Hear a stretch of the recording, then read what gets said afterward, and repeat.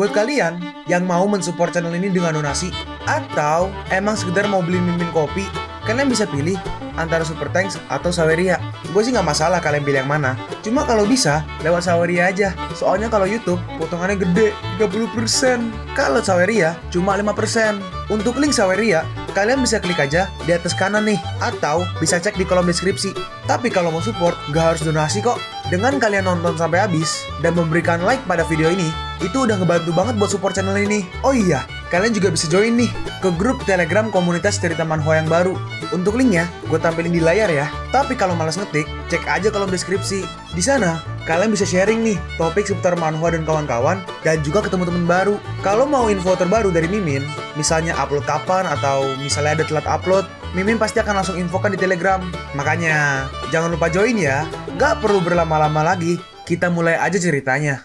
Pada zaman dahulu kala, ada suatu era di mana setiap orang saling berkompetisi demi lahirannya seorang pahlawan.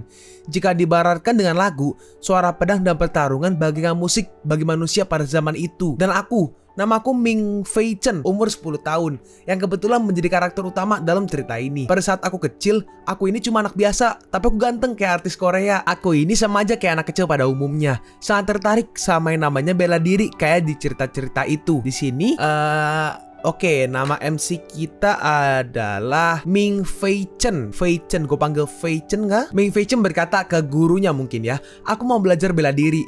Nanti pas aku udah besar, aku bisa terkenal. Dan ini seharusnya gurunya. Nah, gurunya menjawab, bagus sekali. Kau jangan malu-maluin nama perguruan bela diri Gunung Taluo. BTW, aku baru aja dipinjamkan buku bela diri dari temanku. Buku ini cocok banget buat pemula. Nah, sekarang kau belajar yang rajin. Nah, lanjut narasi. Dia ini Shifuku. Dulu aku semangat banget sama yang namanya belajar bela diri. Makanya aku langsung seneng dapet buku itu. Dan itulah sebabnya aku tidak melihat ekspresi Shifuku itu. Aku baru taunya sih nanti, katanya ada kemungkinan 99% orang tuh mati karena kelainan Chi. Soalnya sebelum belajar buku ini, seharusnya sudah lama latihan tenaga dalam selama 40 tahun sebelum belajar buku ini. Karena nggak tahu, tubuhku mengalami kelainan Chi karena langsung belajar dari buku itu. Meridianku hancur, organ tubuhku meledak, dan aku muntah darah nggak habis-habis. Ini didiagnosis oleh dokter. Dokternya berkata, aku sudah berusaha semampuku, tapi sayangnya umur anakmu gak lebih dari 1 hari. Lanjut narasi. BTW, entah kenapa aku bisa selamat setelah gak sadar selama 365 hari. Apalagi aku jadi menguasai buku tersebut selama 2 tahun tanpa ada masalah. Awalnya sih, kukira seluruh penderitaan ini merupakan tes dari Shifuku.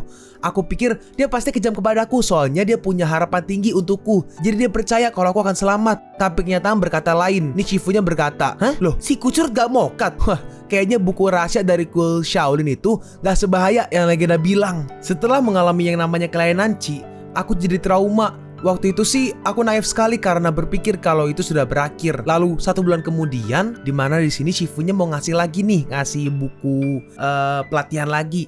Yang kemarin itu maaf ya, nggak sengaja kok. BTW, aku juga baru aja minjem buku rahasia yang bisa membantu memperkuat tubuhmu. Itu supaya tetap sehat dengan menggunakan Chi milikmu sekaligus memperkuat Yuan Chi-mu juga. Ya selanjutnya, kau sudah tahu kan? Sekarang buruan pelajari buku ini. Tapi karena kejadian yang sebelumnya, Ming Fei Chen dia agak sedikit ketakutan. Kenapa kau ngeliatku seperti itu? Kau nggak percaya sama Shifumu ini, ha? Buku ini aman kok, nggak bakalan ada efek samping. Aku bertaruh dengan nama baikku. Narasi. Walaupun aku nggak percaya ada rasa dendam yang ada, aku masih aja belajar bukunya tanpa pikiran yang aneh-aneh. Apalagi Shifu udah bertaruh nama baiknya. Pas sudah belajar bukunya, aku pun baru sadar si Shifu kampret itu emang gak punya nama baik. Dokternya berkata, anakmu sudah tidak bisa tertolong lagi. Saya sarankan Anda langsung urus masalah kuburan anakmu itu dari sekarang. Aku kaget kalau aku bisa sembuh setelah tidak sadar selama 1095 hari. Ya kurang lebih 3 tahun lah. Apalagi aku sudah menguasai buku yang kedua itu. Tapi ada satu hal yang membuatku sangat kesal. Shifu kampret ini masih seperti biasanya. Si kucur belum juga mati, udah kayak kecoa aja gak mati-mati. Wah, kayaknya buku rahasia ya aku dapetinnya pakai nipu utang. Antar, gue gak tahu itu apaan. Gak sebahaya yang legenda bilang. Apalagi kelainan Chi-nya lebih parah dari yang sebelumnya. Tapi aku gak sesedih yang kemarin. Shifu gak menganggapku sebagai muridnya, tapi dia menganggapku sebagai tikus percobaan. Setelah sadar tentang hal itu, aku pun merasa lega. Karena aku mengalami rasa sakit dan keputusasaan berulang-ulang, akhirnya rasa takutku mulai memudar. Bahkan sekarang aku sudah merasa gak peduli lagi dengan segalanya. Lagian hidupku sudah gak berguna juga. Di sini yang ketiga nih, Dokternya berkata, hati dan paru-paru anakmu sudah hancur, otaknya hilang, dan 206 tulang anakmu nggak ada yang bener. Kalau dari pengalamanku, cukup diberi minum teh hangat juga sembuh. Setelah beberapa lama, aku sudah menguasai semua seni bela diri, mulai dari yang normal sampai yang gak normal sekalipun di dunia ini. Aku juga gak tahu kenapa Shifu bisa dapetin semua buku rahasianya.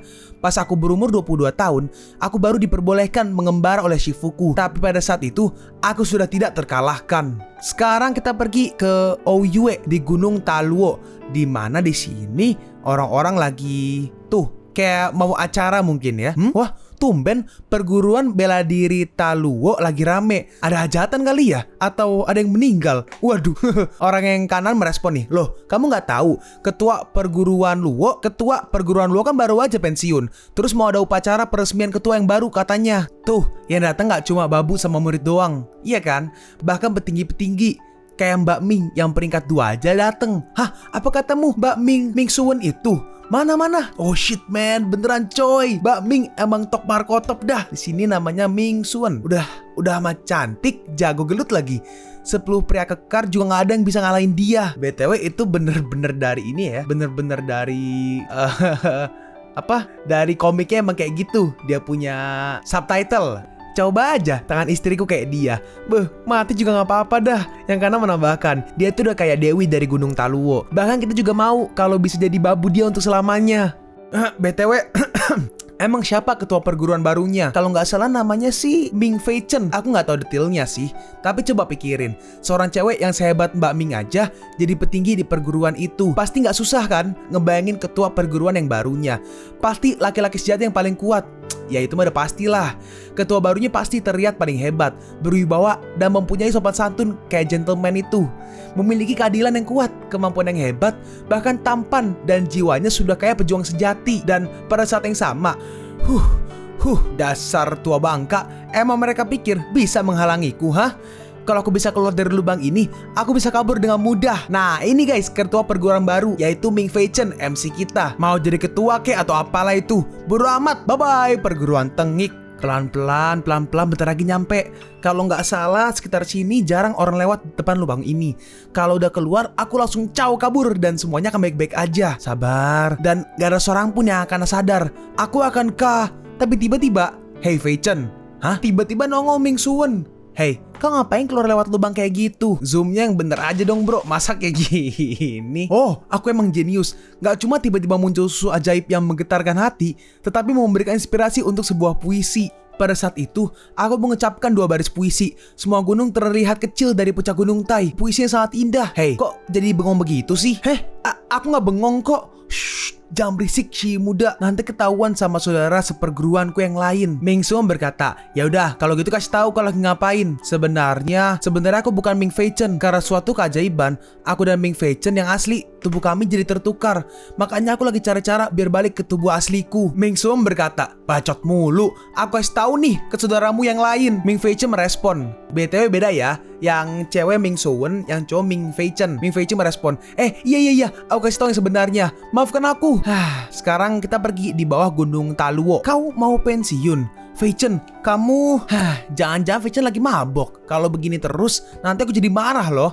Enggak, aku serius. Aku, Ming Fei Chen, menyatakan akan mengundurkan diri dari dunia pertarungan. Aku gak lagi mabok atau sinting. Sebenarnya, dulu aku tertipu disuruh gantiin ketua perguruan. Makanya aku jadi ingin pensiun dari dunia pertarungan. Nah, sekarang aku udah ngasih tahu yang sebenarnya. Jadi aku akan pergi sekarang. Tapi tiba-tiba, berhenti. Gak semudah itu Fei Chen. Terus siapa yang akan ngegantiin posisi ketua perguruan bela diri Gunung Taluo? Kau kan murid satu-satunya dari Shifu hebat yang bisa melindungi perguruan ini sendirian. Tanpamu, perguruan bela diri Gunung Taluo akan hilang dari dunia pertarungan. Kursi patriark. Suruh siapapun terserah. Kenapa nggak suruh orang lain aja? Aku tidak kekurangan saudara sepertempuran. Oh iya, aku mau jadi ketua dengan satu syarat. Syarat apa? Aku mau jadi ketua asalkan kau mau menjadi istriku. Tiba-tiba Suwen langsung menyerang Fei Chen. Fei Chen berkata, oi, kok kau malah menyerangku sih? Tenanglah si muda. Jangan khawatir, aku sangat tenang kok. Kau kan bilang kalau kamu gak mau jadi ketua kan? Tunjukkan kemampuanmu. Kalau kau bisa mengalahkanku, kau boleh pergi. Kau bercanda? Si muda, kau pasti bercanda kan? Emangnya kau benar-benar ingin menghabisiku? Terus di sini, Suwen dia mengeluarkan pedangnya. Dia ternyata serius. Udah, jangan baik bacot. Mamam nih. Suwon pun langsung menyerang ke arah Fei Chen, tapi Fei Chen berhasil menghindari 2 serangan pertama. Lalu Suwon dia langsung maju menyerang lagi, tapi untungnya Fei Chen berhasil menghindarinya. Kau nggak bakalan menang kalau cuma menghindar. Kalau kau nggak nyerang, kau akan terluka. Di sini Suwon menyerang lagi, tapi ternyata Fei Chen nggak menghindar. Tapi untungnya Suwon berhenti. Kenapa kau tidak menghindar? Aku baru sadar kalau aku jadi cacat karena kamu, aku nggak bakalan jadi ketua perguruan, dan juga kau bakalan merawatku seumur hidup karena kasihan. Kurasa itu juga boleh. Aku baru tahu kalau kau keras kepala. Aku nggak tahu apa yang kau pikirkan. Kau mempunyai teknik bela diri yang sangat hebat, tapi kau malah pengen pensiun dari dunia pertarungan. Shiyi, ketika waktu itu aku berkelana, aku naif sekali berpikiran kalau aku bisa melakukan hal-hal hebat di dunia pertarungan dengan hanya memiliki teknik bela diri yang hebat. Setelah aku pikirkan sekarang, aku pun sadar pemikiran seperti itu nggaklah benar. Jadi, emangnya kenapa kalau kau punya teknik bela diri yang sangat hebat, itu nggak cukup untuk hidup di dunia penuh kekacauan dan sangat rumit seperti dunia pertarungan? Dan pada akhirnya, kau akan kehilangan kebebasanmu, dirawat tanpa dasar di dunia pertarungan. Lagian selain berantem, nggak ada bagus-bagusnya di dunia pertarungan. Dunia pertarungan masih kacau seperti biasanya. Pas aku mencoba membujuk semua orang untuk bekerja sama dan meningkatkan status quo antara yaitu dua lah, quo itulah. Malah semuanya pada berantem lagi. Dan pada akhirnya kerjaanku cuma makan terus tidur tiap hari. Sepertinya Fei Chen udah belajar banyak setelah berkelana. Ya begitulah, ceritanya panjang. Sebenarnya ada alasan lain kenapa aku gak mau jadi ketua perguruan. Nih, baca. Surat. Ini kan daftar hutang. Awalnya sih biasa aja, tapi setelah diteliti, yang paling penting itu nama yang berhutangnya itu. Kalau aku nggak sadar, aku pasti sengsara lagi gara-gara kena jebakan Batman, si Shifu kampret itu lagi. Dia ngutang sana sini, makan, mabok, jajan cewek, dan semuanya dicatat atas nama ketua perguruan bela diri Gunung Taluo. Terus dia mengundurkan diri, bikin supaya ketua perguruan selanjutnya yang nanggung hutang dia. Ya, aku udah sering dikibulin sama Shifu kampret pada saat aku kecil. Ngapain aku kena jebakan Batman dia lagi? Semua orang juga pasti kesel kalau tahu kelakuan tuh Shifu kampret itu. Ya udah deh. Suwon berkata, aku mungkin nggak percaya kalau bukan kamu yang ngomong. Tapi ya juga Shifumu ini melakukan hal seperti itu. Tapi nanti saudara seperguruanmu yang bakalan menderita. Aku juga baru tahu tadi masalah keuangan perguruan bela diri Gunung Taluo. Kita bisa-bisa bangkrut. Kata orang sih, kurang 100 perak aja bisa bikin bangsawan menggila. Mau sehebat apapun perguruan kita, kalau bokeh mah tetep aja semuanya jadi susah. Kau nggak bisa menguasai dunia pertarungan dengan teknik yang hebat, tapi dengan duit. Nah, untungnya sekarang aku sih nggak perlu mikir masalah duit lagi. Soalnya aku udah tahu cara dapetin duit di zaman ini. Yap, benar. Aku tinggal cari tempat yang bisa buat nyantai dan duit ngalir terus. Kalau aku pensiun, aku tinggal nikmatin masa tuaku di sana sambil bersenang-senang dan makan yang enak. Oh iya, si muda, mending kau ikut sama aku aja yuk. Udah, ayo, jangan ragu-ragu. Tunggu. Aku menolak. Tapi aku bisa menemanimu di perjalananmu. Emangnya tempat mana yang kau maksud? Fei Chen menjawab, oh itu, nanti akan ku kasih tahu setelah pesan-pesan berikut ini. Asem. Kita lanjut ke next chapter. Kita pun pergi ke kota Nanjing di kantor pasukan Liu Shan, di mana di sini ada sebuah papan yang lagi dipajang tulisannya tempat registrasi pasukan penjaga elit Liu Shan. Tempat ini yang kau maksud dengan hidup senang sampai mampus itu? Ini kan tempat pasukan Liu Shan. Jangan-jangan kau mau kerja di Kekaisaran Imperial? Fei Chen bertanya, emangnya kenapa? Nggak boleh? Hah? Kau pikir jadi penjaga kekaisaran ini kerjanya lebih sedikit daripada menjadi ketua perguruan? Siapa yang berani nyantai pas lagi kerja untuk kaisar? Bisa-bisa kepalamu dipenggal. Enggak. Ada sesuatu yang kau belum tahu, si muda. Sebenarnya pasukan Liu Shan, penjaga Cilin, kelompok penjaga kekaisaran, mereka adalah 3 pasukan bersenjata spesial di negara ini. Awalnya pasukan Liu Shan itu pasukan favoritnya kaisar. Makanya kerja di pasukan Liu Shan, kau bisa punya banyak uang, ketenaran, dan banyak keuntungan. Kita lihat ya, yang pertama Liu Shan, yang kiri itu kedua Cilin, yang ketiga itu yang kanan Emperor Security Detail tulisannya ya. Tapi yang gak selamanya semuanya berjalan mulus. Kapten pasukan Liu Shan, Yan Xishan, dipecat karena melakukan hal yang tidak senonoh. Karena dia, reputasi pasukan Liu Shan pun jadi hilang. Karena itu pasukan Liu Shan kehilangan banyak orang-orang yang berbakat. Bisa dibilang kalau petarung terbaiknya juga pada kabur. Jadi kerajaan mereka juga lama-lama berkurang dan terus berkurang. Orang bilang sih lebih baik kuda yang kecil tapi jinak daripada kuda besar tapi liar. Karena dulunya mereka itu kaya, jadi gaji dari pasukan Liu Shan juga besar. Fei Chen melanjutkan, makanya kalau aku ikut pasukan Liu Shan sekarang, aku bakalan dikasih kerjaan dikit tapi dapat gaji gede. Jadi gimana ide cemerlangku? Terus tiba-tiba ada yang narik rambut Fei Chen. Aduh, siapa nih jambak? Woi, cepat, buruan lepasin. Kalau mau daftar jangan malah ngobrol di sini. Baris di sana. Kalau nggak ada urusan, pergi kalian dari sini. Nongkrong jangan di sini. Udah kayak laler lagi. Gak enak dilihat tahu. Dasar kurang aj. Tapi pas dilihat ternyata orang ini namanya Shen Yiren. Yiren. Hah? Kenapa? Mau ngomong apa tadi, hah? Ayo lanjutin. Enggak kok. Maksudku, aku yang kurang waspada. Hehehe. Iya mbak, aku bercanda dulu, oke? Mari mbak. Loh, kok tiba-tiba jadi sopan? Cih, dasar sampah. Suwon berkata, aneh ya. Biasanya kau yang gak takut, bahkan ngelawan kaisar. Malah jadi baik sama tuh cewek. Kau naksir sama dia? Enggak kok. Kalau aku ngelawan dia, aku nggak bisa dapat uang. Kalau nggak salah, dia itu wakil ketua dari pasukan Liu Shan, Shen Yiren. Dia gampang dikenal soalnya menurut rumor, dia itu cantik tapi datang bulan setiap hari. Jadi gampang marah. Katanya sih dia itu walaupun terlihat cantik, tapi dia jago loh, punya keberanian dan pengetahuan yang luas. Walaupun dia jadi wakil ketua, tapi dari anak buahnya sih udah menganggap dia kayak ketua. Apalagi dia itu terkenal di dunia pertarungan. Suwon bertanya, kok kau bisa tahu banyak tentang Mbak Shen? Jangan-jangan kau daftar di sini karena naksir sama dia? Fei Chen menjawab, aku ini nggak masokis. Lanjut, Suwon lanjut berkata, ya nggak salah juga sih kalau suka sama dia. Dia kan dari keluarga bangsawan yang tajir dan juga punya penampilan yang unyu gitu. Jadi bener kan, kau kesini cuma mau ngejar si Mbak Shen itu? Masa iya? Enggak lah. Sekarang kita pergi ke kantor ketua pasukan Liu Shan. Di sini ada si Mbak Shen tadi nih. Di sini Shen Yiren dia sedang melihat sebuah seperti kertas atau pemberitahuan.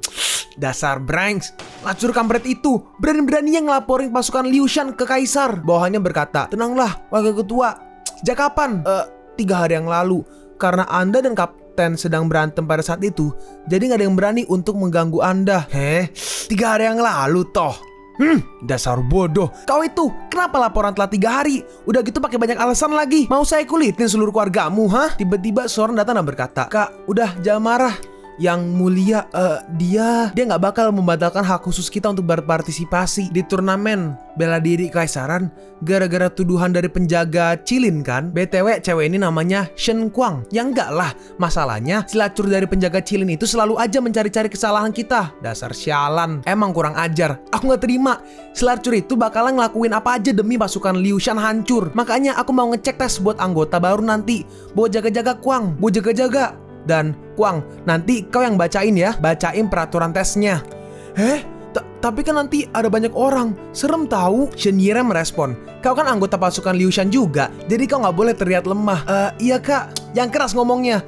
Iya kak. Dalam hati si bawahannya, wakil ketua Shen memang sangat ketat kalau masalah sama tuan muda Kuang. Sekarang kita kembali ke Fei Chen dan juga Suwon, di mana di sini udah tanda tangan nih, ada tanda tangan berkas, tanda tangan dari Fei Chen dan juga Suwon. Tuan muda Ming dan Nona Ming untuk masalah berkas-berkas sudah selesai dan ditandatangani. Ingat, ujiannya nanti akan diadakan 3 hari lagi pada jam kira-kira 9-11. Ngomong-ngomong, kalian berdua punya nama keluarga Ming. Kalau boleh bertanya, hubungan di antara kalian berdua itu apa? Fei Chen menjawab, suami istri. Terus tiba-tiba diketok sama si Suwon. Fei Chen berkata, aduh, kau ngapain sih? Ngapain apanya? Siapa yang suami istri? Ya kan cuma bercanda. Marah ya si orang yang tadi berkata nih, yang pakai baju oranye. Baiklah, anggap aku tidak pernah bertanya hal itu. Selanjutnya, Fei Chen berkata, katanya nggak mau ikut. Kok sekarang malah ikutan daftar? Kenapa ya? Mungkin lagi pengen aja kali. Fei Chen berkata, kalau begitu, ayo sekarang kita makan enak untuk merayakannya. So merespon, aku paham kenapa kau percaya diri, tapi merayakan sebelum ikut ujiannya itu nggak masuk akal. Lalu mereka pun jalan keluar. Di sini ada seseorang yang lagi berdiri di atas genteng. Orang misterius ini berkata, ramai juga ya. Tes anggota baru pasukan Liu Shan yang payah itu mau dimulai. Kalau begitu, mending aku bantuin aja. Kalau enggak, nanti aku dianggap gak peka. Jadi ayo kita bantu dia menyelesaikan ujiannya lebih cepat. Sekarang kita lompat ke hari ujian anggota baru di tempat ujian pasukan Liu Shan, di mana orang-orang semua berkumpul. Orang yang kiri berkata, Tuan Shen Kuang, kenapa tuan ya? Padahal cewek kan? Apa cowok lagi jangan-jangan? Tampangnya sih cewek ya, jangan-jangan hode lagi. Ya intinya dialah, Tuan Shen Kuang akan membacakan peraturan dari ujiannya sekarang. Dalam hati para bawahannya, wakil ketua Shen memang ketat sama tuan muda Shen. Ujian pertama adalah pertunjukan seni bela diri. Dalam kompetisi ini dilarang menggunakan semua jenis senjata. Dilarang menyerang ke arah selangkangan dan tempat vital lainnya. Ujiannya mirip dengan gulat Mongolian. Akan tetapi kalian diperbolehkan menggunakan jenis bela diri apapun. Peserta ujian akan berhadapan dengan penguji di lingkaran perunggu. Kalau kalian bisa mengeluarkan penguji dari lingkarannya selama masa pertarungan, kalian akan dinyatakan lulus dari babak pertama. Dalam hati mereka semua, ngomong apa nih orang? Suara kecil kayak nyamuk begitu. Gak kedengeran dia ngomong apa. Apa-apaan ini? Jangan-jangan tes pertamanya itu tes pendengaran. Orang yang kiri berkata, Wakil Ketua Shen, sepertinya peserta ujian tidak mendengar peraturan. Aku jadi tambah pusing mikirinnya. Kayaknya gaya hidup senang sampai mampus bakalan susah untuk diraih. Sekarang kita pergi ke tempat ketua penguji. Di sini yang adiknya berkata, yang dikata tuan muda itu ya, Kakak, si Tanggi itu sangat hebat. Kita sudah mendapatkan calon anggota yang bagus di ujian kali ini. Yap, betul. Sepertinya masih ada calon anggota yang bagus lagi. Salah satunya si Su Xiao. Oke, ini Su Xiao ya. Dia pahlawan pengguna pedang besar yang punya julukan si macan kece dari Nanjing. Anaknya Su Yirao. Walaupun seni bela dirinya masih kurang, tapi dia masih punya bakat untuk berkembang lebih jauh lagi. Si adanya merespon, oh iya, aku juga pernah denger tuh si Su Xiao. Dia juga disangka cewek padahal cowok, soalnya mukanya yang cantik. Oke, berarti cowok juga ya itu ya. Dalam hati kedua penjaga yang kanan, tapi kan lo juga sama aja, tua muda Shen Kuang. Oke, bener ya, Shen Kuang itu juga cowok sebenarnya. Selain si Su Xiao, masih ada satu lagi loh. Itu, cewek itu. Dia adalah salah satu murid terbaik dari perguruan bela diri Gunung Taluo. Namanya Ming Suwen. Aku sudah memperhatikannya sejak dia mendaftar ke sini. Kota kita bisa merekrut dia. Kehebatan pasukan Liu Shan akan bangkit dari kubur kayak di film Azab. Aduh. Hey, aku akan memperingatkanmu tentang satu hal. Aku, Ironhead, gak tahu apa arti menjaga keindahan. Jadi walaupun kau itu cewek, tapi aku melawanmu dengan sekuat tenaga. Aku sudah menghajar 8 peserta sampai setengah mampus, dan kau akan menjadi yang ke-9. Aku sangat berterima kasih karena kau tidak segan-segan walaupun aku itu cewek.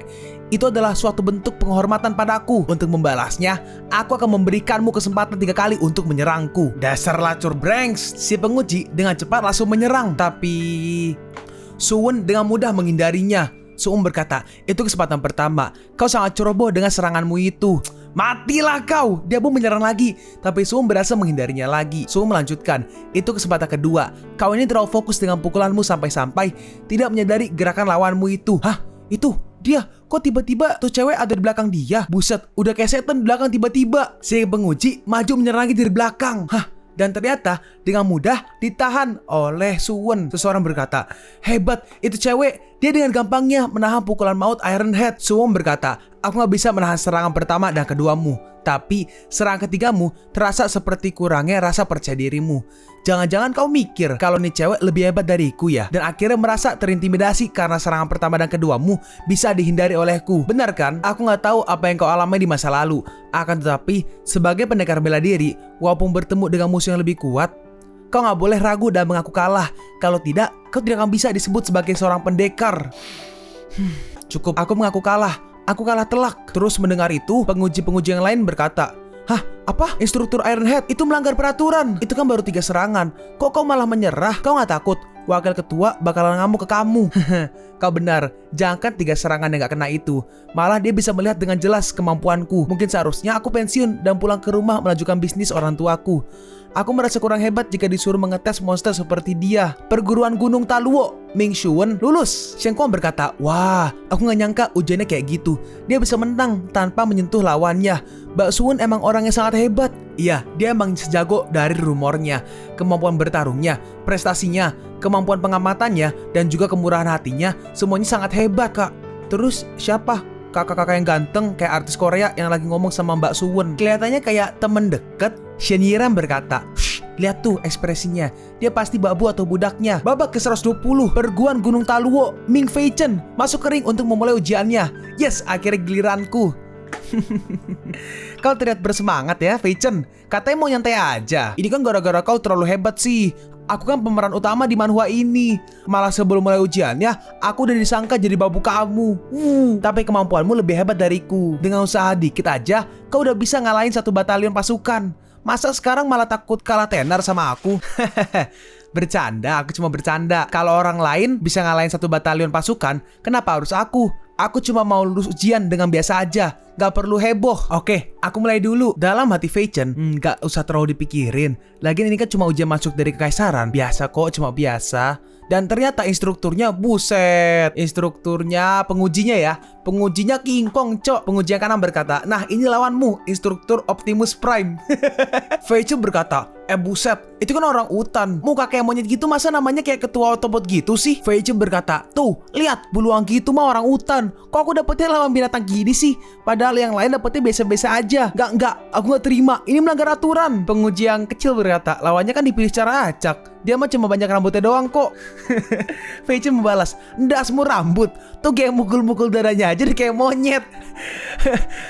Penguji yang kecil melanjutkan, kau protes mulu, mau ikut ujian nggak? Kalau nggak mau ya udah, saya diskualifikasi. Kasian yang lain udah pada ngantri. Akhirnya ujiannya pun dimulai. Di sini entah kenapa Veicem agak kayak keringetan dikit tuh. Terus Veicem ngeluarin pisang. Nih, gua kasih pisang. Nanti langsung nyerah aja ya. Oke? Tapi si Optimus Prime ini, dia pun langsung maju menyerang ke arah Veicem. Veicem pun berhasil menghindarinya. Dalam hati Veicem, yang kayak gini dikatakan bukan orang utan. Si orang utan nyerang lagi, tapi Veicem berhasil menghindarinya lagi. Kalem dong, saya tambahin deh jadi sedikit pisang. Oke? Terus waduh, di sini sampai ngerobek bajunya dan dia pun langsung dengan marah langsung maju. Dalam hati Veicem, itu maksudnya iya apa enggak sih? Orang utan staminanya kuat, bisa setahun keluarnya kalau cuma menghindar doang.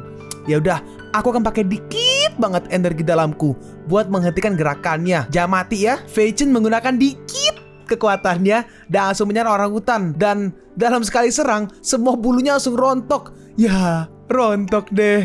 Kinclong bet.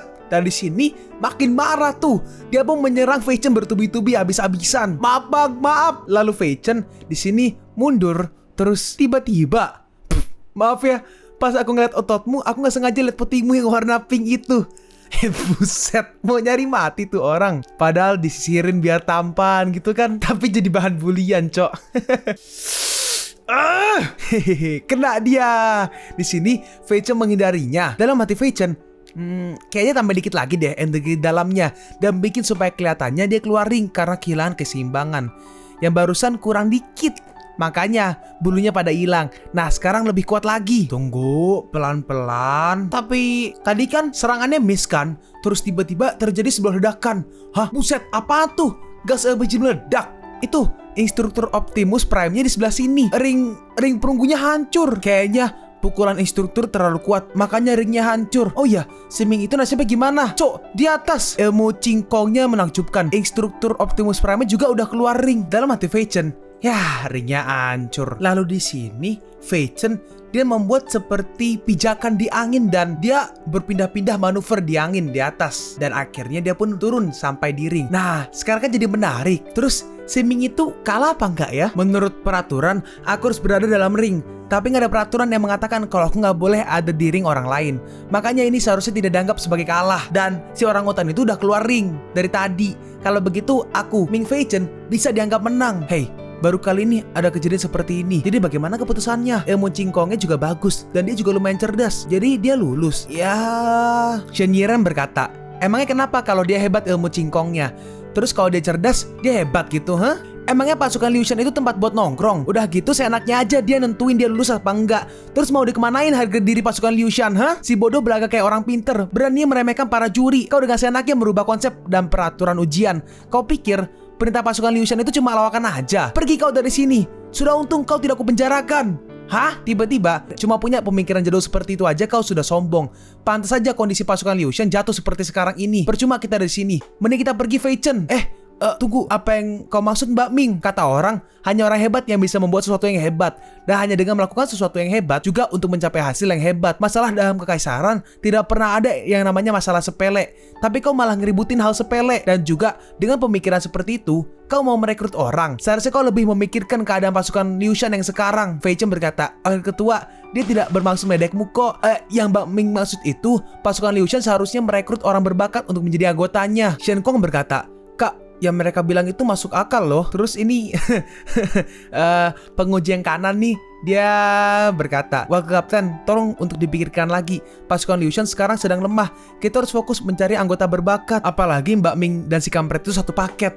Kalau kau usir si kampretnya, nanti Mbak Ming ikutan pergi. Bukannya kita bakalan rugi besar gara-gara hal sepele. Keputusan Ming Veicem akan ditentukan oleh kebijaksanaan dari penguji. Dan pengujinya udah pasti si King Kong. Dasar orang hutan, kau masih mau gelut hah? Ayo gelut lah sini, kuy. Pisang, hah? Pisang. Di sini si orang hutan dia ngambil pisang nih, pisang buat aku. Sepertinya instruktur Optimus Prime sudah mengakui kehebatan dan keberanianmu. Jadi keputusannya apa? Ya bisa dibilang kau lulus. Kita masih di tempat ujian. Ujian babak pertama sudah selesai. Sekarang kalian boleh istirahat. Sertifikat kalian digunakan untuk bisa keluar masuk. Para peserta ujian yang lulus ujian babak pertama, sertifikat kalian digunakan untuk bisa keluar masuk dari tempat ujian sesuka hati kalian. Tapi jangan jauh-jauh, karena ujian babak kedua akan dimulai pada junction atau sekitar jam 3 sampai 5. Baru tahu kalau wakil ketua Shen bisa nggak masuk akal begitu. Aku nyaris aja gagal di babak pertama. Ming Xuan berkata, loh bukannya kau kesini mau ngegodain si Mbak Shen itu? Kok sekarang malah ngeluh melulu? Kan aku udah bilang kalau aku tuh nggak tertarik dengan wakil ketua. Tiba-tiba seseorang berkata, wahai saudara-saudara, jangan lewatkan kesempatan emas ini. Makan pil hemafatin, racika sendiri dan rasakan tenaga tidak terkalahkan. Punya satu, kalian tidak akan takut dengan siapapun. Punya dua, beruang akan tunduk pada kalian. Punya tiga, naga pun akan mokat terkena kalian. Kalau masalah penipu amatiran gini mah kalah sama Shifuku. Bocah aja nggak ada yang mau beli. Tiba-tiba aku beli semua pil hemafatinnya. Cewek itu kan kalau nggak salah dia lulus di babak pertama itu. Dia punya hawa-hawa anak dari keluarga bangsawan. Walaupun dia tidak cantik, tapi dia punya aura yang kuat. Karena dia lulus di babak pertama, dia pasti punya kemampuan yang lumayan. Fei Chen berkata, tapi sayangnya otaknya bermasalah. Suhu merespon, kau itu malah ngeledekin cewek, dasar Fei Chen. Bahkan seorang pahlawan bisa salah. Semua orang bisa punya kesalahan yang aneh di hidupnya. Cewek ini pasti belum sadar akan kesalahannya. Dijual, keritengdang versi pil. Kalau dimakan oleh orang mati, dia bisa hidup lagi. Dengan syarat dan ketentuan berlaku. Ayo, saya borong barangnya mang. Ayo, beli gelang power balance, meningkatkan kekuatan tubuh sebanyak 1000%. Beli, dia beli sepatu Carfil. Aduh, tadi itu semua gue plesetin semua loh. Karena merek. Kalau kalian pakai sepatu ini bisa jalan sampai 1000 km per harinya. Bahkan bisa loncat di udara. Dijual relik buat summon Jean d'Arc. Jean d'Arc, cow. Ini player Let's Get Rich gue rasa. Aduh, beli sekarang dapetin komen silnya juga. Gue nggak tahu itu bercandaannya beneran dari game yang gue mainin dulu, yang pasti kalian tahu lah, Let's Get Rich, atau komik lain. Karena setahu gue Jean d'Arc itu di Get Rich ada karakternya, tapi mungkin karakternya diambil dari itu gitu. Dari mana? Dari komik atau apa gitu, gue nggak tahu juga. Dalam hati mereka berdua, nih cewek otaknya ketinggalan di rumah ya kayaknya. Aku nggak tahu melihat tingkahnya lagi. Mbak, jangan dibeli dulu, itu barang palsu, jangan sampai ketipu, waspadalah. Mbak katamu, dasar nggak sopan. Aku ini cowok tulen tahu, masa nggak bisa bedain sih? Kalian bodoh ya? Dalam hati mereka berdua, cowok, maaf mas, kita bertiga kan sesama peserta ujian di pasukan Yushan. Saya nggak tahan lihat mas kena tipu terus. Sekedar mengingatkan mas, jangan menghambur-hamburkan uang dan tak waspada. Waspadalah. Di sini tiba-tiba subtitlenya ada hilang. Subtitlenya tiba-tiba kosong gitu. Gue bakal ngomong pakai perkiraan gue aja ya. Aku ini anak bangsawan bla bla bla bla bla. Jadi aku nggak mungkin ketipu. Kau pikir aku ini orang bodoh apa? Iya, orang bodoh top global. Oh, aku tahu akal bulus kalian. Kalian pasti iri ya sama kemampuanku dan kepintaranku. Kalian pasti takut kalau aku nambah kuat, terus bikin banyak alasan biar aku nggak bertambah kuat lagi. Untung aku ini pinter, makanya aku langsung tahu semua rencana jahat kalian. Fei Chen maju dan berkata, tidak, bukan itu maksud kami, mas. Kau nggak perlu bantuan obat-obatan seperti itu. Lagian kau sudah hebat. Melawan serangga kecil kayak kami, tinggal sentil juga modar kok, mas. Orang Jawa banget cuy yang bikin subtitle. Pil ajaib dan obat-obatan seperti itu gak ada efeknya buatmu yang sudah sempurna. Sama aja kayak Indomie ditambah sama bubur ayam, Miko ditambah bubur ayam. Ntar rasanya kayak gimana coba? Kalian bisa menebak rencana aku ya? Kalian boleh mengambil pilnya. Aku udah gak membutuhkannya. Semoga kalian beruntung bisa mencapai levelku secepatnya. Kalau enggak ya berarti gak mungkin bisa. Dia memang bodoh. Walaupun dia bodoh, tapi dia orang yang menarik. Oh iya, jangan-jangan si bodoh itu bikin kau kesal ya, si muda. Enggak, Fei Chen berkata, udah, biarin aja si bodoh itu. Mending kita makan aja yuk. Tapi aku buang dulu barang-barang gak jelas ini. Aku masih khawatir sama tuh bocah. Takutnya bakalan ada kejadian apa-apa. Gimana kalau kita ikutin lagi tuh bocah biar tahu apa yang akan terjadi? Buat apa? Kita kan baru kenal dia. Jangan-jangan kau suka lagi tipe cowok kayak dia? Ya enggak lah. Dia mengingatkanku kepada anak ayam yang aku pelihara waktu aku masih kecil. Namanya Xiaoxi. Dia itu anak ayam yang bodoh banget, gak pernah nurut dan suka pecicilan. Pada suatu hari, dia gak pulang-pulang pas waktunya makan, jadi aku mencari dia. Xiaoxi, Xiaoxi, kau di mana? Aku ngikutin jejak kakinya dan aku sampai di tempat latihan di pinggir perguruan Gunung Taluo. Terus pas lagi jalan sampai di sana ada yang keluar nih, yaitu si Shifu. Yo, loh, kau kan bingsuan. Kau bukannya makan kok malah main di luar? Aku nyari anak ayam, dari jejaknya sih dia lewat sini. Apakah Anda melihatnya? Hah, anak ayam? Anak ayam yang ada jambulnya, paruhnya berlubang dan terlihat bodoh itu. itu di piringnya ada apa? Ya, yang itu Xiaoxi, dia anak ayamku. Apa Anda melihatnya? Enggak, aku nggak melihatnya. Pada saat itulah aku menyadari Xiaoxi kena sial. Gara-gara aku nggak bisa menjaga dia. Gara-gara aku nggak bisa menjaga dia, dan akhirnya terjadilah tragedi itu. Fei Chen berkata, tiba-tiba aku mengerti rasa sedihmu. Ayo, pasti emang kerjaannya Shifu kampret itu. Dan sementara itu, di sini dia lagi jalan nyanyi-nyanyi. Tiba-tiba ada yang menyerang si Su Xiao, tapi Su Xiao berhasil menghindarinya. Lalu dia menunduk dan langsung menendang pedang dari orang itu. Lalu orang yang menyerang itu, dia menyerang Su Xiao lagi. Tapi untungnya Su Xiao berhasil menghindarinya. Kemampuan yang hebat. Tua muda Su Xiao memang hebat sesuai rumornya. Berani-beraninya kau menyerangku, padahal kau tahu siapa aku. Kau nyari ribut, hah? Ayo, gaskan. Aku juga udah mulai bosan. Aku cuma ngetes kemampuanmu aja kok, tua muda. Maafkan aku karena aku telah lancang menyerangmu. Namaku Liu Yuan. Waduh, Liu Yuan cowok dong berarti. Kayaknya ya, harusnya ya. Namaku Liu Yuan, salah satu pegawai pada bidang tata usaha di pasukan Liu Shan. Dan juga aku salah satu penguji ujian babak kedua. Aku datang kemari untuk memberitahukanmu sesuatu yang penting. Ujian masuk babak kedua pasukan Liu Shan sudah dimulai dari tadi. Hah? Apa? Dalam hati Fei Chen. Apa? Kok bisa? Apa yang dia maksud ujian babak kedua sudah dimulai dari tadi? Hah? Maksudmu apa? Babak kedua sudah dimulai? Iya, sesuai dengan yang kukatakan. Pasukan Liu Shan berbeda dengan organisasi lain. Kepintarannya bisa dibilang sangat unik. Tema ujian kali ini tidak mengikuti logika orang awam. Makanya ujian kali ini untuk mengetes kemampuan untuk beradaptasi. Babak kedua dilakukan secara privat dan dalam kondisi 1 lawan 1 antara penguji dan peserta ujian. Kebetulan yang menjadi pengujimu adalah diriku ini. Apakah sekarang kau mengerti, tua muda? Aku dari awal sudah tahu itu. Semuanya sesuai dengan prediksiku. Hah, ya kan? Kumat lagi nih orang. Kita harus bergegas. Aku akan menunjukkan lokasi ujian babak keduanya. Tolong ikuti aku. Su Xiao merespon. Ayo berangkat. Akan kulawan semua yang menghalangiku. Jadi gimana kesanmu terhadap dia? Fei Chen menjawab, benar-benar bodoh. Bukan si bodoh itu. Maksudku si Master Liu yang tiba-tiba muncul loh. Jadi yang dia katakan itu benar atau enggak? Cuma si bodoh Su Xiao aja yang gak curiga sama orang itu. Tapi kalau yang dikatakan oleh Master Liu itu benar, kau gak bakalan tahu. Walaupun kau mikirin seharian, solusinya gampang kok. Kita ikutin aja mereka. Masalah kelar deh. Suwon berkata, ya sekarang aku malah jadi ngerasa bersalah. Terus mereka jalan berapa lama? Oke, kita sudah tiba, tua muda Su. Su Xiao bertanya, kok tempat terpencil dan bobrok begini sih? Liu Yuan menjawab, jangan khawatir. Namanya juga ujian rahasia, makanya tempatnya harus di tempat seperti ini. Nah sekarang tutup matamu untuk memulai ujiannya, tua muda Su. Ujian macam apa ini? Aku bisa mengetahui lokasi orang hanya dengan mendengar suara angin. Jangan dibikin terlalu simpel ya, nanti aku bosen. Terus udah berapa lama?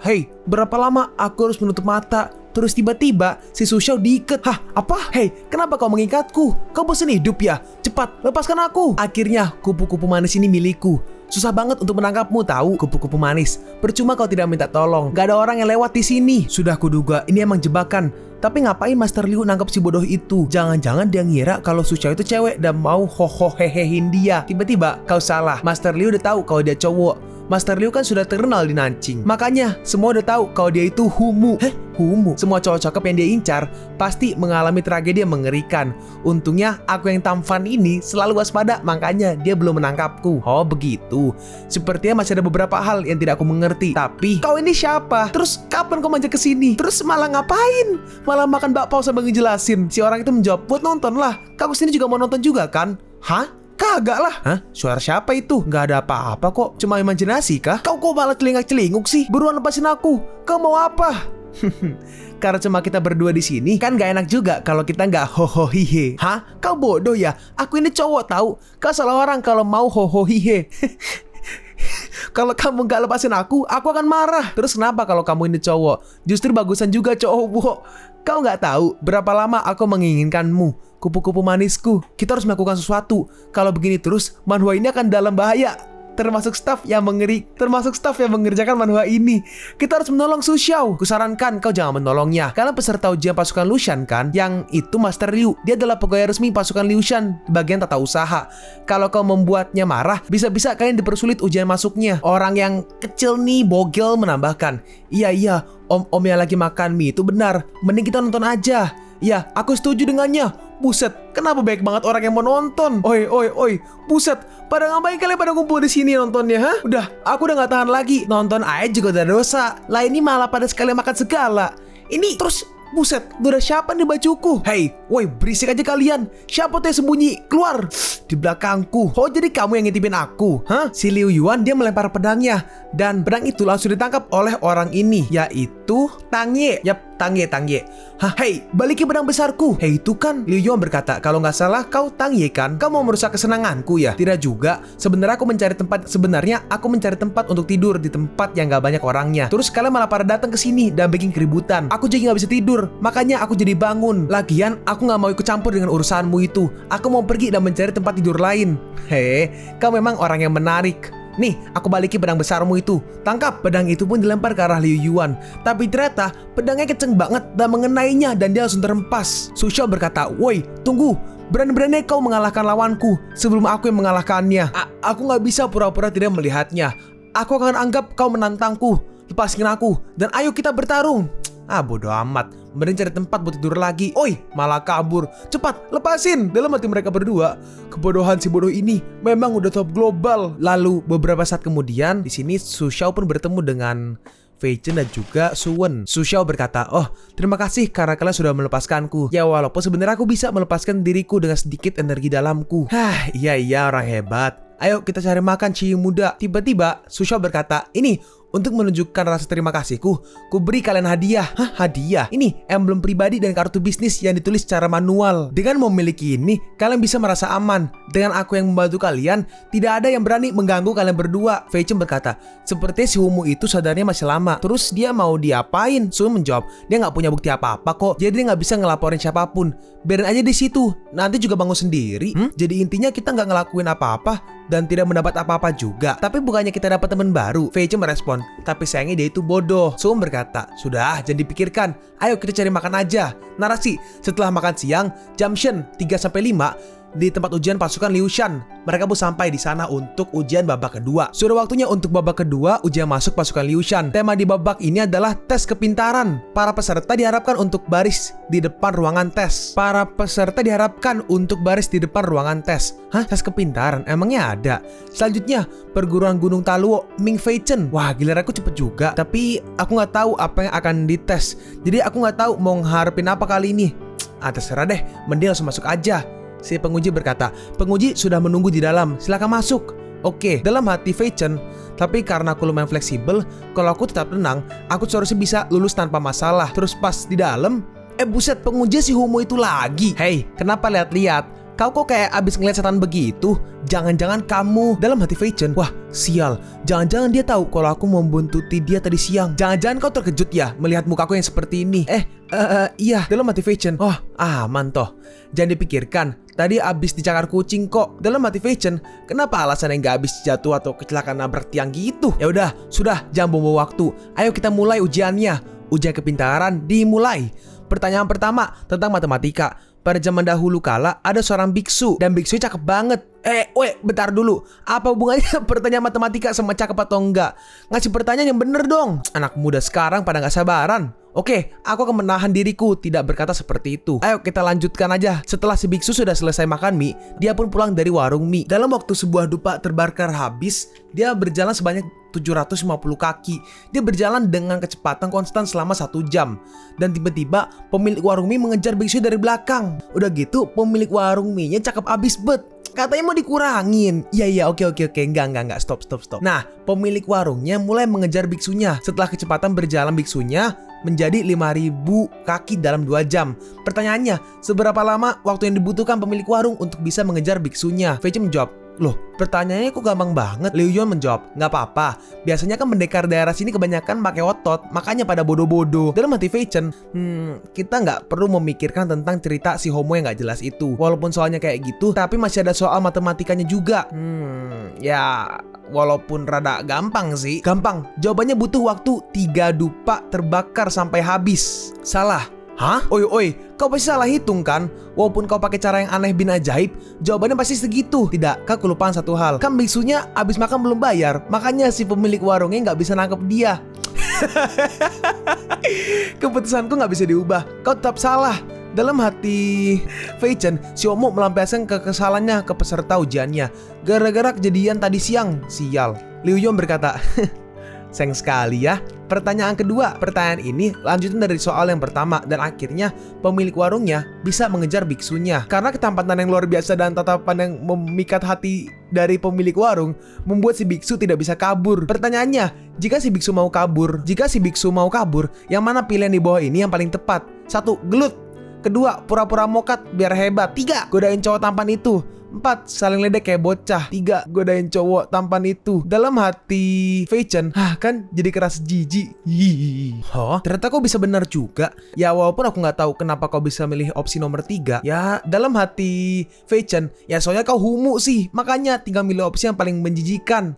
Tapi nggak apa-apa. Pertanyaan terakhir. Kalau kau salah menjawab pertanyaan ini, kau akan didiskualifikasi. Dalam hati Fei Chen yang terakhir, ayo nggak takut. Fei Chen berkata, tenang, aku tinggal gebukin si Humu kalau aku didiskualifikasi. Bentar, ini kayak tukang terasnya salah tempatin teksnya deh. Ya intinya begitulah. Pertanyaan terakhir ini menentukan nasibmu. Instruksinya, buat aku sujud padamu tanpa menyentuhku. Gimana? Simple kan?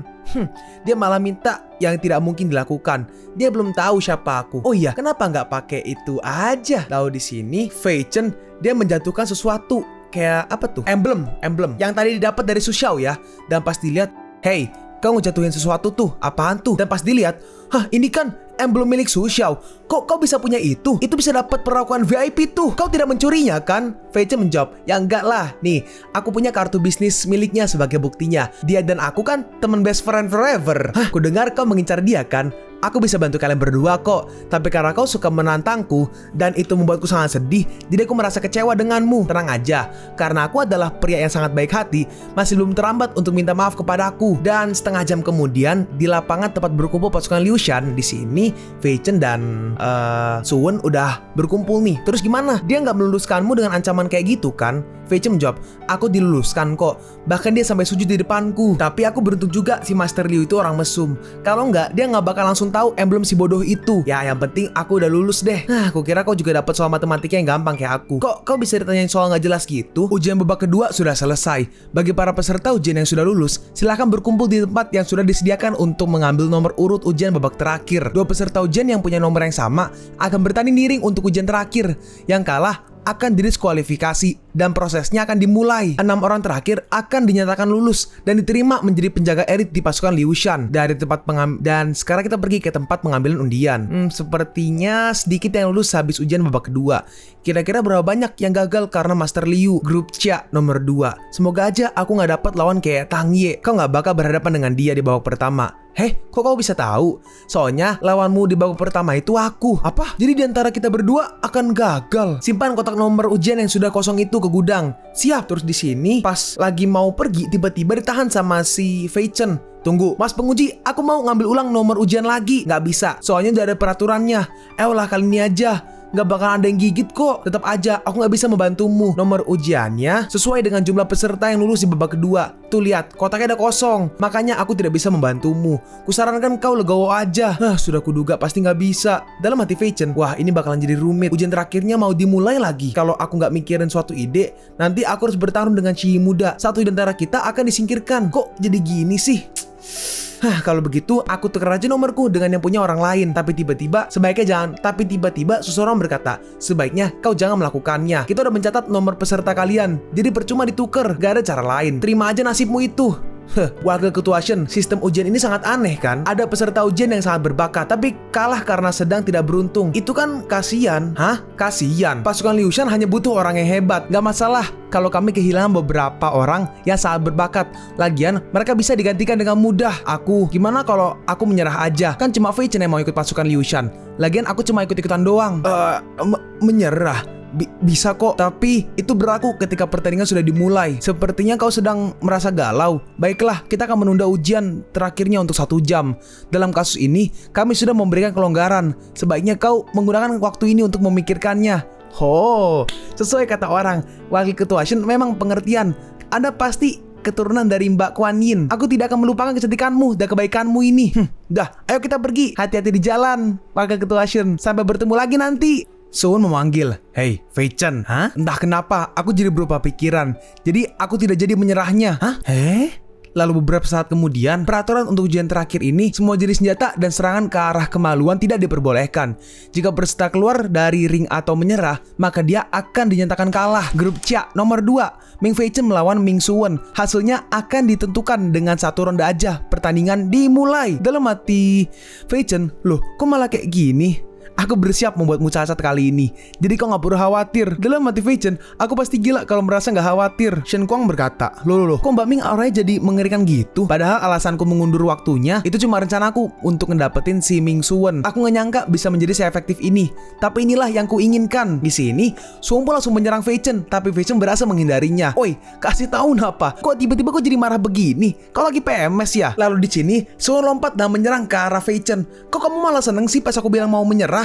Jangan-jangan kau menipuku supaya bisa datang ke Nanjing cuma buat ngedeketin Mbak Shen. Dan di sini terjadi ledakan yang sangat besar. Ya enggak lah, senyuman bisnis begini cuma buat menenangkan dia supaya aku bisa bikin rencana yang hebat.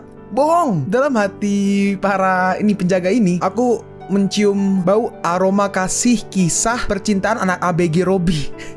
Dalam hati Fei Chen, sial, dia malah menghancurkan rencana sempurnaku. Aku harus menenangkan Ciyi muda dulu. Di sini Suwon menyerangnya bertubi-tubi. Dalam hati Fei Chen, ya sudah, aku pakai teknik Meridian Sealer versi batu.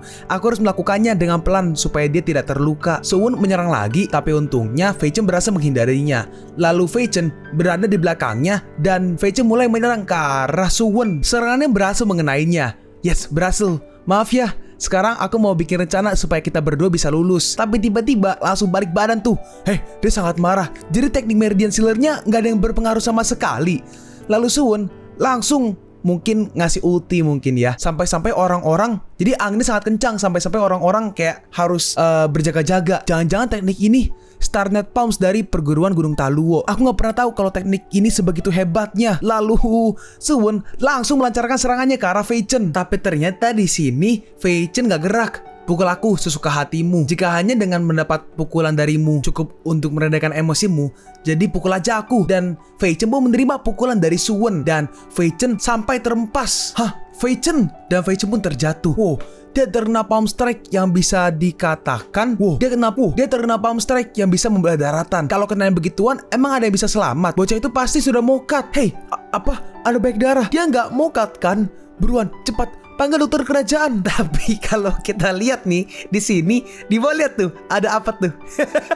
Ada kayak botol isinya kayak cairan merah gitu. Nggak perlu memanggil dokter kerajaan. Nggak perlu memanggil dokter kerajaan. Jangan-jangan dia udah modar. Sudah, jangan pura-pura Fei Chen. Kau nggak apa kan? Ngapain kau membohongi semua orang pakai saus sambal ACB. Aduh.